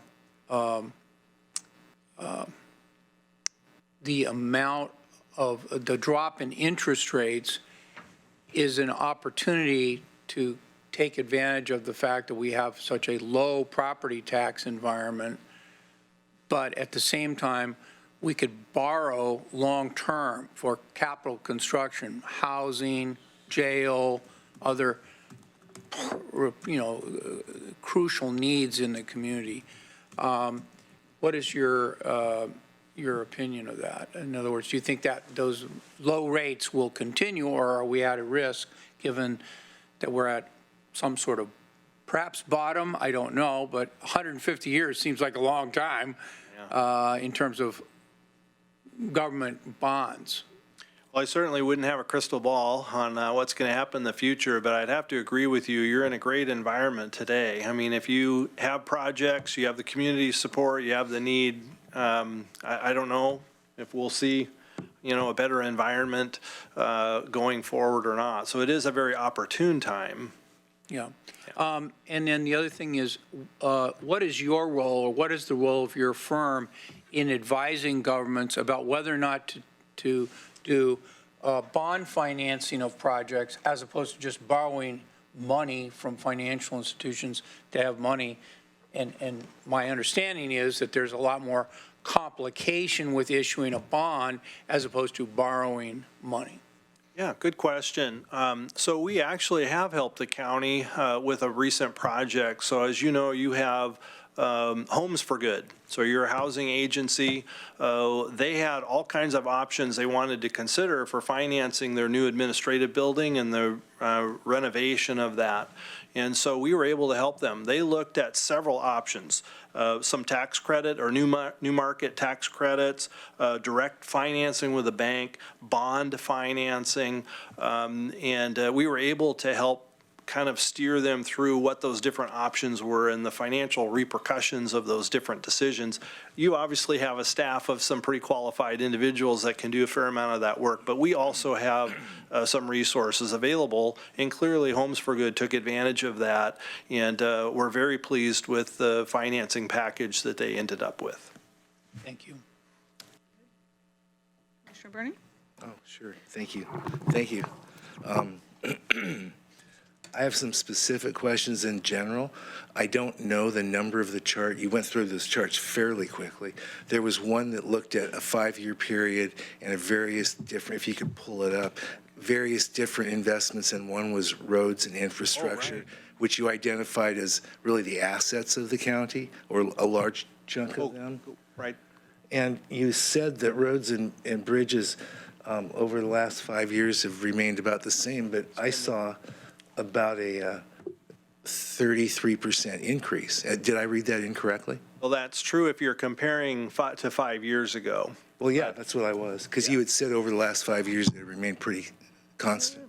You've been in that kind of 35 to 39 million over most of that time. 5 years ago at 30 million, and a couple of years ago at 29 million, those were the lows. But you also have to remember that your projects don't come annually. They come in chunks.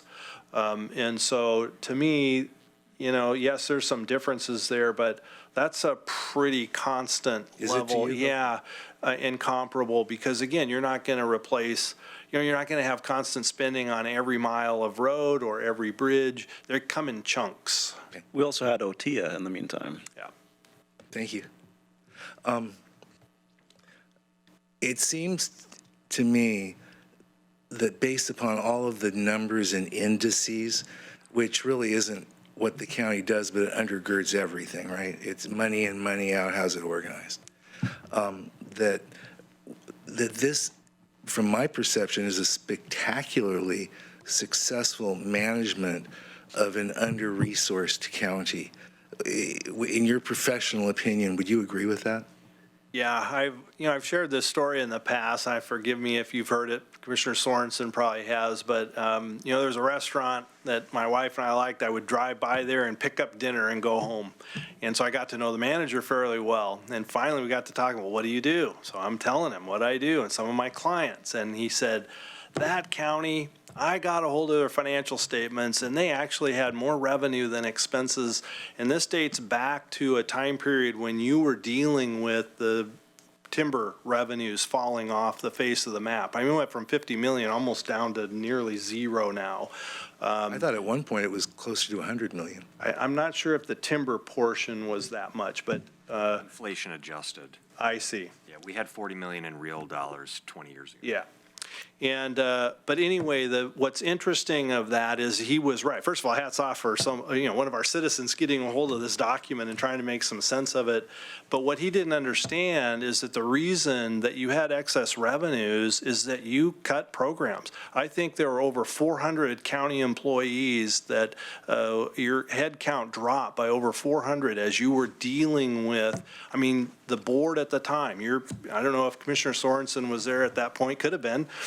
You had to make some very tough decisions, and the reality is that you can't provide any service if you're bankrupt. At some point, you've got to figure out how to live within the means, and your predecessors had to figure out how to do that. One way is by cutting services and dropping, but the point is that I think the county has always managed within its means pretty darn well.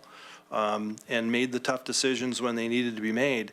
You could have made a decision to keep spending beyond your means or go borrow. If people are willing to lend you money, but at some point you got to pay it back. Right. And so to make those tough decisions and live within your means is something I think you've always done very well with. Well, the only comment, that's what I said, yeah, thank you. I know in my business, I never received an unmodified opinion. I mean, I admit it. I think Commissioner Sorensen, yes, this is an unprecedented low interest rate environment.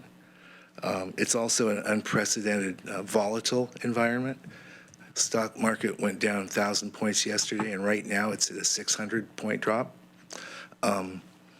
So that volatility suggests if we were a business, which we're not, we would want to secure the debt we needed at low interest rates if we could move quickly to accommodate an unanticipated and unpredictable future. I'm wondering if Moss Adams as a firm, my guess is you're not, but I'm still going to ask the question, is willing to tell the story to the public as this body makes requests that we think are prudent in terms of the management of the county, because I think that's an important part of the story, but I don't know what's appropriate. Yeah, I mean, good question. One of the things that we, need to be very objective and independent of the county, so it can't appear as if we're an advocate for you as you go out and try to obtain finance. However, we can clearly tell the community and be factual about our work and the results of our work. And so there are some things that we can do, I think, in helping you message and get information out to the community about the county that also might then be helpful to you as you try to find ways to fund the various projects you have going. So I think there is an opportunity. We just have to kind of stay on the right side of being factual and being very transparent in that process. Well, thank you. These are absolutely great reports. And thank you, County Administrator. Commissioner Farr. Thank you, Chair Buck. Chair Buck, you and I sit on the Finance Committee, and you've come to realize, as I have for the last 7 years, that whenever these guys show up, it's usually good news that they deliver. And it always makes my day just to know that you're on the agenda. I have a question for you, Ms. Mokrajewski. When did you call me to accept the job that we'd offered you? How long ago was that? I don't remember the day. It was 2014. I was at a NACO legislative conference at the time. March of 2014. 2014. So just before that, we interviewed a lot of people before we offered the job to Mr. Mokrajewski, and one of the candidates said, well, here we are at Lane County, which is bobbing along the bottom. And I thought, that's a harsh thing to say, but I looked around, and in fact, Lane County was bobbing along the bottom for some of the things that you pointed out. We had an imbalance in spending versus revenue. And at that time, the county had been taking some pretty drastic measures to balance that. When Mr. Mokrajewski came on board, we started really looking at that and balancing, achieving a structural balance, the term you used initially, Mr. Mokrajewski, to achieve some of the results that you're reporting on today. And I'm looking at the chart, this chart right here, you don't need to bring it up, but it's showing how we compare to the counties and how much we would have if we had the same tax rates as the counties and the same spending ratios as the counties. It's pretty alarming to see that.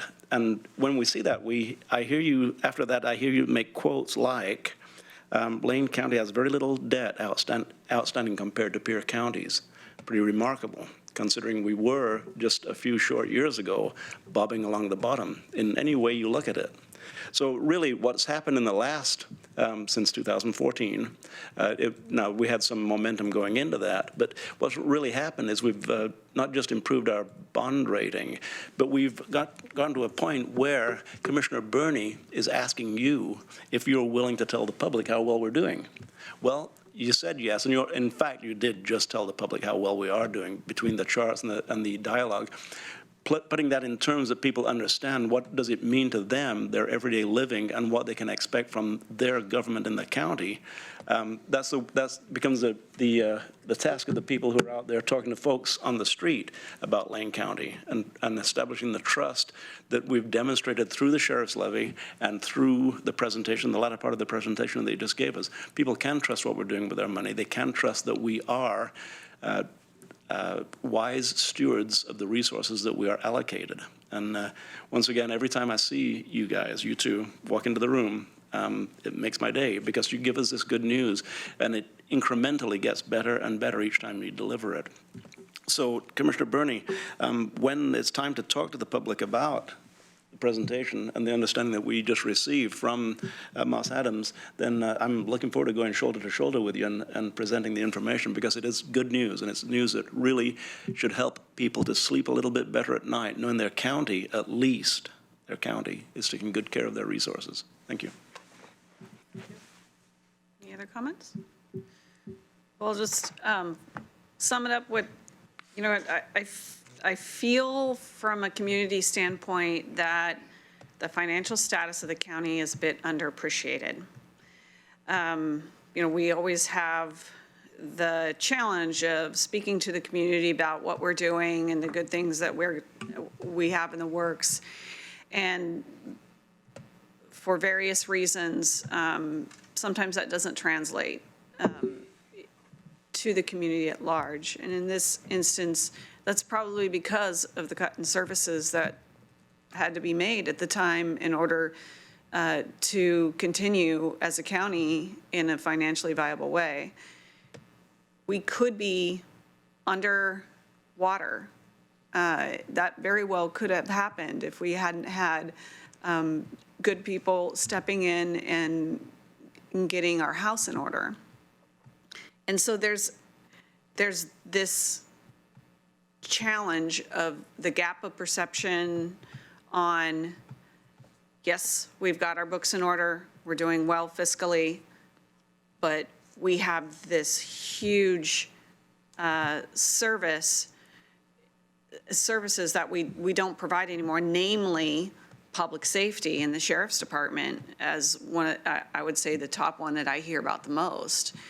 That continues to be a burden that we haven't found a solution for. And it keeps us from reaching the momentum we want.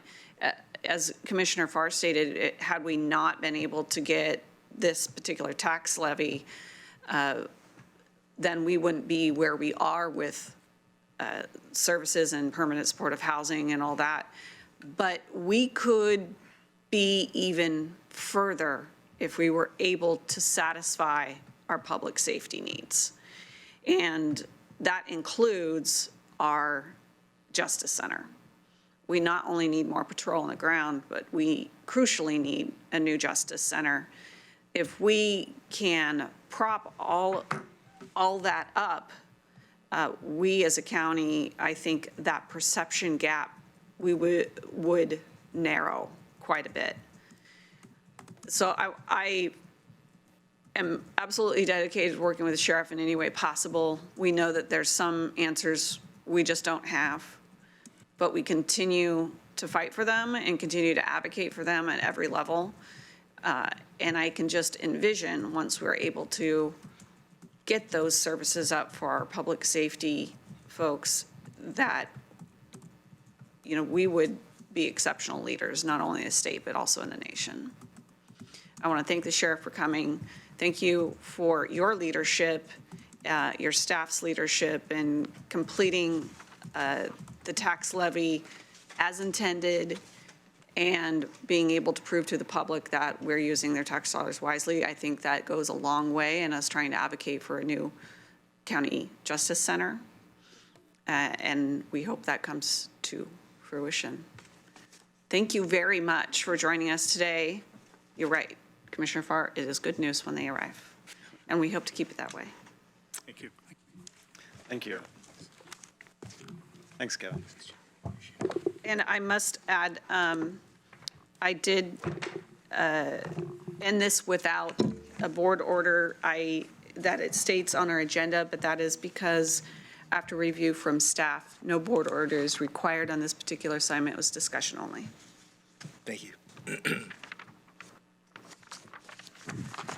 So we just have a few minutes, but we are going to be moving into item C, 8C, a report from Travel Lane County, their semi-annual report. And with us is Carrie Westland, the president and CEO of Travel Lane County. Welcome. Good morning. Thank you very much for having us today to provide our semi-annual report. I just want to make a couple of quick introductions so you know who's in the room with you. We have a couple of board members here, Mike Drennan, longtime member of our board, retired from the banking industry, and Robert Kanega, both past chairs. Robert is a practicing artist in the community. And then a couple members of the staff. One is a brand new member. Liz Bocking is our new Vice President of Finance and Administration. We stole her away from LTD. I'm going to be in a lot of trouble with them now. I've got a couple former LTD folks. And then Emily Forche is our Vice President of Integrated Marketing and just celebrated her first year anniversary with us recently. So want to thank you for the opportunity to present. We have provided top-line results in your packet, and our program areas are performing to expectations.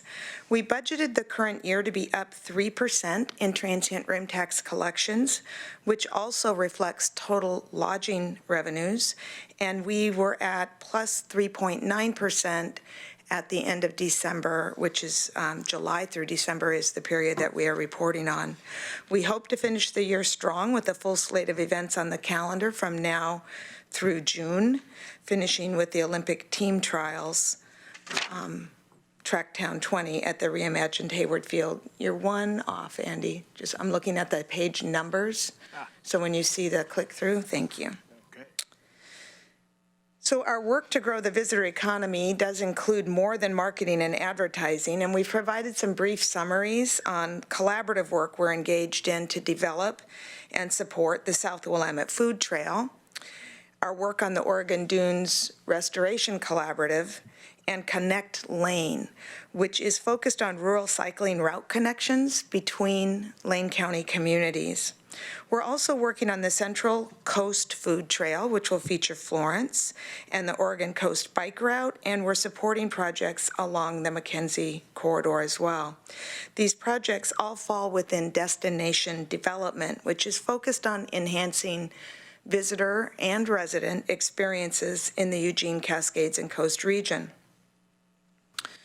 We are also looking forward to leveraging industry and community investments in capital development, including the Fifth Street Market expansion and the addition of the Gordon Hotel, Civic Park, which will celebrate its grand opening on June 6th, the True Hotel by Hilton, which is going up in Glenwood, the reimagined Hayward Field and the Night Campus, riverfront development in Eugene and Glenwood, and Springfield's downtown redevelopment. These are all important investments that enhance our ability to provide visitors great experiences. We've had a really solid increase in hotel rooms over the past few years. We've talked about that a few times, and we've been able to maintain some solid occupancy rate and growth in revenues, but we are lagging some of the growth rates in other areas of Oregon for the first 6 months. As I share what's on the calendar over the next 6 months, I think we're going to catch up, but we are seeing strong growth in Central Oregon, so we always feel a little competitive with Central Oregon. And our program area results, which are indicators of future business potential, are all looking good, and we've included some top-line numbers on pages 5 and 6, and we are focusing on qualified targets more than sheer numbers. We're finding success in moving prospective visitors into our content channels and what we call the path to purchase a destination stay. So rather than pegging whether we're doing a good job on those sort of gross impression metrics, we're really looking at the second layer and how many people are clicking through to come into our content and start to get to know us and engage with us more, because that's what's going to move them through that pipeline and into the destination. In planning for fiscal year 21, which we're starting right now, we're holding sessions with chambers and city representatives to make sure that our work in the next year is aligned as we prepare to fund a new campaign creative in FY21. We are continuing to see growth in visits to our website, which is very rich in content and stories about our communities and activities throughout the destination, with video content and photos, and also story blogs that are drawing strong readership. We are working with our communities on a variety of programs. We provided educational training programs in conjunction with Lane County Health and Human Services during the period, and we launched a vlog, which is like a video blog, and blog series on stories of interest to our stakeholders and partners. Partners paying dues to support our cooperative marketing program grew to 637 organizations, and we continue to produce a monthly visitor industry report, and we're also working with local media like the Register Guard on a monthly column. As we look ahead, we are planning to sunset the Adventure Center in Gateway after a 10-year run out there at the end of this calendar year. We're seeing around 7,500 visitors a year at the Adventure Center, and while it's been a wonderful addition to our visitor center infrastructure, we feel we can positively influence a much larger number of visitors by constructing a program that supports frontline service and knowledge of Lane County, whether that's at a hotel, a restaurant or tasting room, or a chamber visitor center. Building stronger countywide awareness of frontline service professionals will empower them to create stronger destination experiences. We are hard at work preparing for Tracktown 20 and the World Athletics Championships, Oregon 21, and we have a long list of really interesting conferences coming in over the next few months, including the Wine Tourism and Marketing Conference next week. Our own produced Oregon Sports Summit will take place in April. We have an adventure tour operator conference called Adventure Elevate, bringing tour operators in from around the world in May. We have the Nation of Makers Conference, which has been a project of Darby Giannone, who's championed bringing that national conference to the area, coming in June. And of course, we have the Prefontaine Classic coming home in early June, and the 4th consecutive Olympic team trials in late June. There are also several upcoming conferences associated with hosting the World Athletics Championships. In June, there will be a Marketing Partners Workshop, and then separately another World Athletics site visit, which we just had a very successful site visit in January. In September, there will be a team leaders visit, which are leaders from federations coming in from around the world to look at setting up their team camps. And in November, a World Broadcasters Conference. So it is a very busy, positive time for the visitor industry in Lane County, and we haven't even talked about the possibilities associated with development of an indoor track and sports facility in Glenwood or additional conference-based development.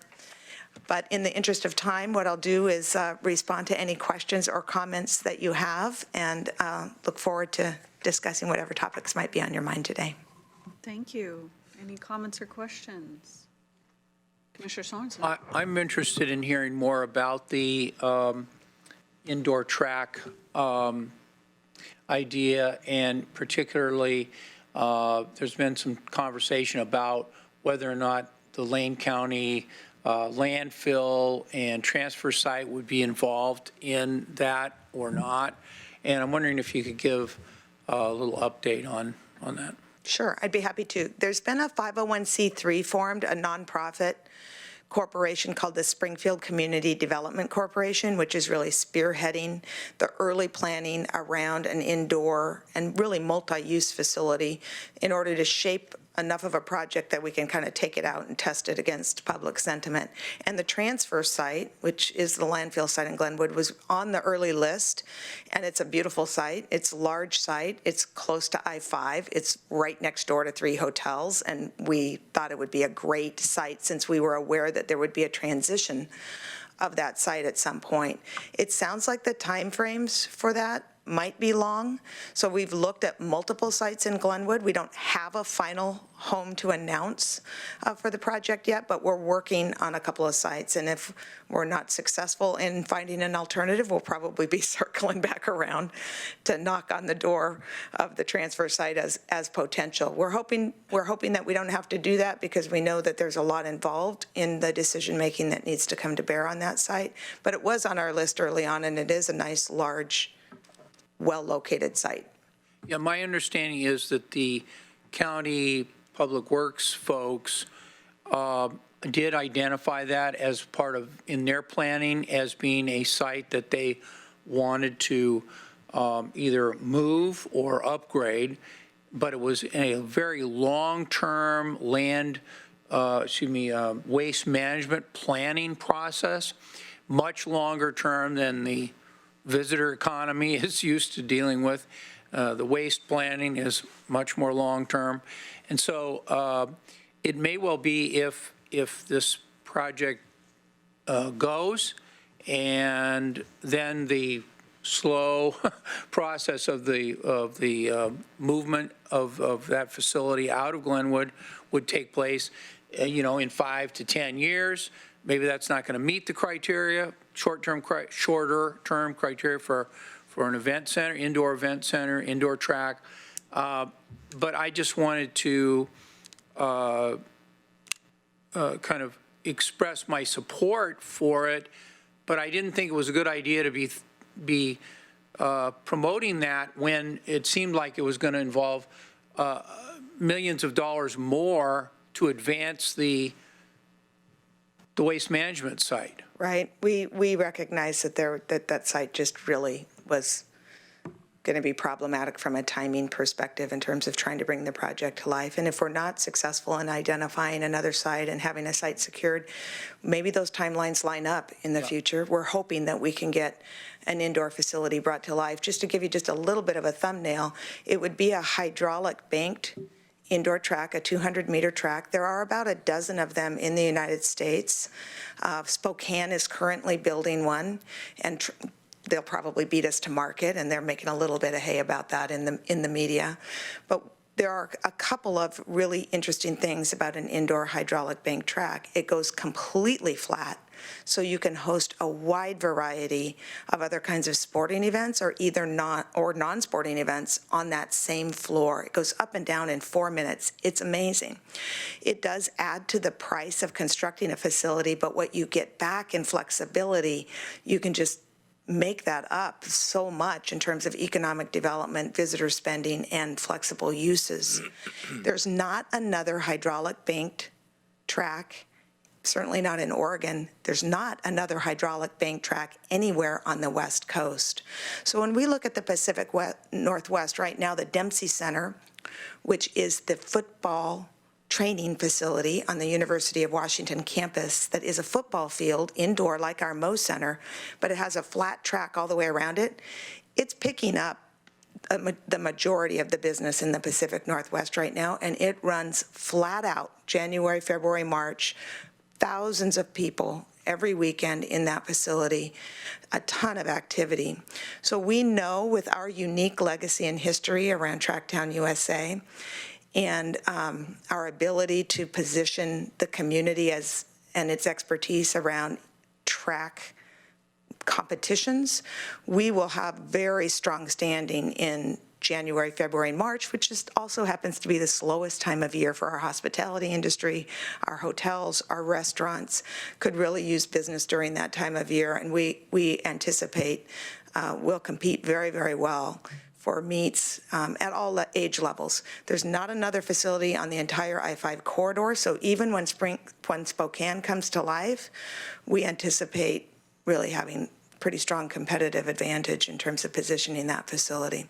Not inexpensive to build, that's why we don't have an indoor track yet, but a lot of interest. We've talked with all the post-secondary institutions. They're all anxious to use the facility, get their teams onto that surface, and many other kinds of sporting user groups who are really excited at the potential for having a large, flexible indoor sports facility that's really unlike anything that we currently have in the market. Has Travel Lane made recommendations on the use of government funds for that facility or for Lane Event Center or other facilities that receive Well, I think it's going PRT. to require a public-private partnership to bring it to life. I don't know that we can fund it all on the private side, but neither does this 501c3 think that it all gets funded on the public side. So it'll be what's called a P3 project where both public and private revenues are brought to bear. We're really trying to avoid any kind of local taxpayer required bonding and that kind of thing. So we're looking at a wide array of public sources to try and cobble together the overall budget. We have put a small amount of money, the board approved $10,000 towards some early operating and fundraising activities for the 501c3, the city of Springfield, and actually Lane County funded some early feasibility work last year on the project as well. So it's been an all hands on deck to see if we can define a project that we can bring to life. And we're really, really hopeful because we think it'll be a real gem in terms of economic development, but also in terms of serving residents of all ages in a variety of ways around sporting tournaments.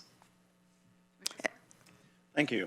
I was going to ask a couple of questions about the track, but Commissioner Burney's been involved right from the grassroots on that, and he and I have talked a little bit about it. But Joe, thanks for your work on that. You may have something to say in a moment about the indoor track, but specifically, I'm more interested today in talking about you, Carrie. You know, I've had a chance to sit on your board for a number of years now, and really what I'm going to say, and you have staff present, you have board members present, is the efficiency with which you personally operate. You have an outstanding board of directors who you continually keep informed. Even when we don't ask for information, you give us information that is pertinent to the decisions that the board has to make. And you really do a superb job of using the expertise of I believe there are 15 or 16 board members. 30. Plus the ex officios. 39. 39, including 30 voting members. Oh, my word. And you are doing a fabulous job. They are doing a fabulous job, and there are two in the audience. But what I wanted to say, Carrie, is that you really do a good job of getting the board to do their work, which is not just rubber stamping your efforts, really discussing them. And for instance, we have Mike Drennan sitting in the audience right now. Mike is, there is no number that does not go unscrutinized. He is not a rubber stamper. And I know this because Mike Drennan was on my board at Food for Lane County, and he continues to be on the board at Food for Lane County. He does the same thing there. You know, it's if you saw Mike in that room, you'd see him doing the same thing that he does around your board table. So, but he's just one of the examples. You have Robert Kanaga in the audience here, one of the greatest artists in the area. How do you keep him on the board with all the great things that he is doing? Well, look down the list. You have Dr. Benson on the board. You have Dana Terrell on the board, Pat Straube from Dairy Mart. I mean, all people that have been there for a long, long time, you keep them engaged, and it's because of the way you engage the board that they stay with you. And that is one of the reasons that Travel Lane County is the strongest travel agency, I believe, in the entire state. Travel agency, that's not the right term. What is it? Oh, it's Travel Lane County. We'll It call is. it that. Yeah, we position the destination as Eugene, Cascades, and Coast. Yeah. Yeah. But I just called you a travel agency, but it's, you know, the organization is one of the strongest in, Oh, the yeah. strongest in the state. DMO, Destination Marketing Organization. DMO. But it'll change in a couple of years. Don't worry, we'll have a new acronym for you soon. Well, we can talk at length about the work you do, but I really wanted to talk about that relationship that you have forged through the years. You know, you came to see Valco 1996. 1996. Yes, I appreciate your comments because I'm feeling the years a little bit, so thank you very much. And here's a weird thing. I was on your board then in 1996. Yes, you were. I left for a few years. But once again, the relationship that you have with the board makes you a very strong organization. Well, we do have a great board, and they are comprised of both industry representatives, but also citizens at large, and they value the industry sector, and they value the contributions that the industry makes to the quality of life for people who live here too. So they really are, they provide a great balance and great perspective, and we're lucky to have them in service to the industry and to the community. So thank you for recognizing them. And one last thing I'll say is that they're highly critical. They don't let you get away with anything. I mean, they question you on your moves. They question you on the presentations that you make, and you always have good answers, and you always satisfy the questions. So thanks for your work, Aaron. Thank you to Andy and the rest of the staff for the making us all proud of Lane County. It is a great destination, a great place to live. Can I come back next week? I'm sorry? Can I come back next week? You know, we started the meeting this morning with a recognition of staff in Lane County that have been recognized in the state for work they've done on the subject of human trafficking. not a pleasant subject, but one that we're all kind of looking at now. And I mentioned that I knew one of the young ladies since she was a college student and held down 2 jobs, and her professionalism and competence and passion, it didn't surprise me that now, 14 years later, I get to honor her work. And I think that your answers to Commissioner Farr reflect my experience with you, which is that you have the details, like her. I've known you a long time, well before I became a commissioner, and you always are professional and competent and passionate. And all I've seen is that increase as we've both felt the years. You were quick to say 1996, and you were quick to say I have 30 board members, 9 advisory, but who's counting? So I just want to acknowledge that, Carrie, seriously, and it's been a pleasure to interface with you a bit on the indoor track concept, which Commissioner has been evolving and changing and modifying in ways that it's like it has its own kind of life, it seems like. This has just a side comment, and one of the inputs that I've provided a very august group of board members is it'd be really cool to have that come as close to a net zero facility as possible. It would be really cool if, like the county, it could be bound with a community benefits kind of a framework. And there's been absolutely no resistance to that thus far as it evolves forward. I have a separate question, though, if I may. You also were super helpful when I invited a group I had worked with privately a year and a half ago to look at the possibility of building a conference center and hotel, very high level, the likes of which we do not have in Lane County. And since that visit with them, they've gotten 4 other properties, are in the ground on 2 of them, and are also in the ground on the 800 acres they own in Brisbane that used to house Candlestick Park, and now are developing a hotel and a premier office center there. My question to you is this. I remember back then you were sharing with me a study that was even dated a year and a half ago that stated, as it related to demand for a hotel conference center in this area, it was significant. You were kind of pitching it and looking for a place. And at that time, as I recollect, the number 1 location was Eugene, the number 2 was Gateway, and the number 3 was Glenwood. Fast forwarding to now,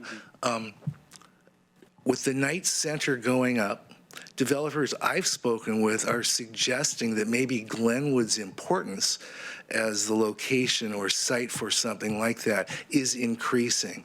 But that's just an impression. I'd love your comments on that and your comments on the utility that such a conference center still needs to play in this area. It was a study in 2015 by CSL that you're referring to, and when they looked at location, their advice, and they were agnostic because sometimes we have a little turf here with 2 cities and a county all located so close to each other with land ownership. They looked at the existing public asset of the Eugene Conference Center. That is a public facility. It's attached to a private hotel. And their suggestion was the addition of a 25,000 square foot ballroom on that facility would probably be the most efficient and would meet the majority of the demand that they saw, meaning that the bulk of conference demand could be accommodated. There'd be some larger groups we still would not be able to accommodate, but in terms of the pro formas and financial feasibility, that was their recommendation. They felt that because there was an existing facility there, that was really what drove that number 1 location decision, and it could either be attached as a second level on the Eugene Conference Center, or it could be very proximate, like immediately across a street, and able to connect and be co-managed with the Eugene Conference Center. When they looked at Gateway, it's all around having amenity sets for the space. So in Gateway, you have one of the largest concentrations of hotel rooms in one small area in really in the state. They're very proximately located. So that lends itself, along with the easy on-off at that interchange, to having that kind of development there. And if it were in Gateway, they recommended a total footprint of around 45,000 to 50,000 square feet of space. In Glenwood, I think that at the time, the lack of amenity set is why it rated out a little bit lower. And when the developers came in and looked the area over, because of the way Glenwood was still, the ownership was still more divided up, there really wasn't a parcel that at that time they felt was large enough to field the space. I have two observations. I've been in this position for 23 years. It is either feast or famine. Nobody wants to build anything, or everybody wants to build something all at once and then knocks each other out of the going. So it'll be interesting to see where, in this environment that we have right now, which is so unusual, with so much development activity and so much promise for future visitor demand based on some of these developments that are coming to life, and Night Campus is certainly one of them, because we want those announcements to the rest of the world to be made here in Eugene and not in Portland, and at some point, we'll probably have the opportunity to host some pretty large-sized groups coming in from around the world. We're hoping that the Night Campus does change the world. That's what it's being built to do, is to change the world, and we want the world to get changed with announcements that are made here. I don't know that it matters that much exactly where it is. I really don't. So my hope would be we're able to secure the indoor space on the sports side, because we get a lot of year-round business there, and it serves the community in a different way than conference space does. Both are important, and it would be really, I've been asked many times which is more important, and it's really impossible for me to say, well, I choose this over that, because we need both. We're entirely underbuilt for indoor sports space, and the Civic Park space is fabulous, and it's not going to solve our problem. And the YMCA project is fabulous, and it's not going to solve our problem of not being able to host youth tournaments anywhere nearby and having our families traveling everywhere and spending money everywhere but here to have their kids participate in sports tournaments. We should be doing that here. We're the second largest metro area in the state. We should have that activity here to serve the people who live here and to bring visitors and their dollars in. Yeah, the question wasn't one or the other. I was just curious about the conference center. I'd be thrilled to have conference space developed in any of those three locations. I actually think Gateway would work very well. And of course, we do have an existing conference center in downtown Eugene. So if we could get a 25,000 square foot ballroom added onto it, that's fabulous. And it is an efficient solution. Thank you. Commissioner Swanson. Given the report we got about the county's ability to borrow money at historically low rates, what do you think of the idea of having the public, in the form of the county, let's say, buy the adjacent land to the across 7th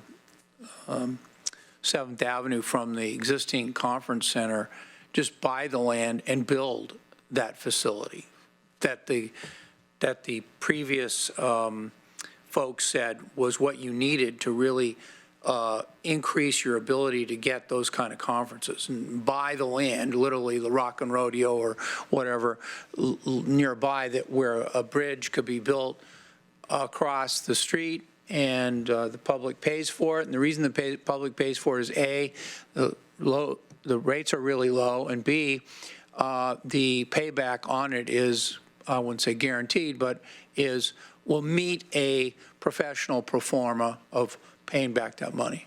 And then you've got your hotels, you've got your existing small but acceptable public conference space, and it has not solved the problem, and it does not take away from any other development that could occur in Glenwood or could occur in Gateway, but would be something that, I won't say the flick of a pen, but with a bit of ease in public-private partnership would really substantially benefit our visitor economy, not just in Eugene, but Eugene, Cascades, and Coast. Well, I think that there are so many ways to create a viable project, and maybe it's temporary public ownership, and it's purchased by a hotel operator. It would be hard for me to just say yes or no, because there are a lot of strands that go into identifying an appropriate project, but there are also a lot of tools at your disposal as the county or for one of the cities to bring to bear on a project that's either long-term public investment or short-term with a transition to private ownership. And so I think you do have an opportunity, whether it's outright publicly funded or it's transient room tax supported. You have a lot of tools in your toolbox, and the first thing that needs to happen is some real passion to get a project done. That's what we have right now around the indoor track, and so that's why you see that project moving forward, is that you've got some passionate leaders who've kind of glommed onto a project that they want to bring to life. And if we see that happen around conference space, I have no doubt, but we can find a viable path forward to get conference space brought to life as well. And I don't know that the public has to bear the burden in total. I think public-private partnerships are the optimal way to go. Any other comments? Well, the other commissioners kind of took all my questions too. So, I'm very, very interested in the conference center because I know how much we need it here in our community and how we can move forward in that. I know that there's a lot of energy for the soccer or indoor track, I should say, and that's fantastic too. I just, we had the discussion regarding the state of the fairgrounds and some visioning at the fairgrounds that maybe that could be a conference center location as well. And there's lots of challenges with that, as we heard. I just don't want to miss out on the economic development and activity that I know there's this pressure that people want to have their events here. They really do, but there's no place to put it. And the Lane Event Center does perform really well as flat floor expo space. So I'm excited about the upcoming master planning project. I think that there is a strong future for the fairgrounds, whether that is full service convention space or not. We'll see what the analysis brings back to you. I do know that the city council is planning a work session around conference-based development. I think it's in May. And so there may be Eugene or Springfield? That's Eugene. There may be some opportunity for collaboration there. That would be wonderful. I feel like there is a higher and higher opportunity cost every year that we miss out on not having one. I agree. And I would love to be able to see that come to fruition. And we are seeing more and more competition. So Hillsboro's now building space. Seaside is expanding their space. I think we're going to hear Salem announce space expansion. Given our size, you're absolutely right. We should have one. Thank you. Thank you. Thank you. Appreciate Can I it. say one more? Please. Carrie, I just want you to know that I spoke with the National IBEW political director in DC in preparation for going there, and he literally mentioned a training center in Alaska that I think you're aware of. Awesome. There are actually two in Alaska. One is named after my father, and one is named after a dear family friend that just passed away last fall. So one's in Fairbanks and one's in Anchorage. Well, I thought you'd get a kick out of that. Thank you. Thanks. Excellent. Thank you for coming. Well, we have a little bit of time before our noon let out, so what I think we'll do is we'll move into our executive session. So we will recess our regular meeting and be back at 1:30 here in Harris Hall, and I'll read us into executive session for Tuesday, February 25th, 2020. The Board of County Commissioners will meet in executive session to consult with counsel concerning the legal rights and duties of a public body with regard to current litigation or litigation likely to be filed. The executive session is held pursuant to ORS 192.660, subsection 2, subsection H, which allows the Board of Commissioners to meet in executive session for the purposes listed above, or listed in that ORS section. Representatives of the news media and designated staff shall be allowed to attend the executive session. All other members of the audience are asked to leave the room. Representatives of the news media are specifically directed not to report on any of the deliberations during the exec session, except to state the general subject of the session as previously announced. No decision may be made in executive session. We reserve the right to come back out into public session should the need arise, and it will. And we will be back here at 1:30 in Harris Hall. Why don't we have a brief break and meet upstairs for exec session in the county, in the Commissioners' Conference Room in about 5 minutes. Thank you. Well, that board meeting was like a holiday.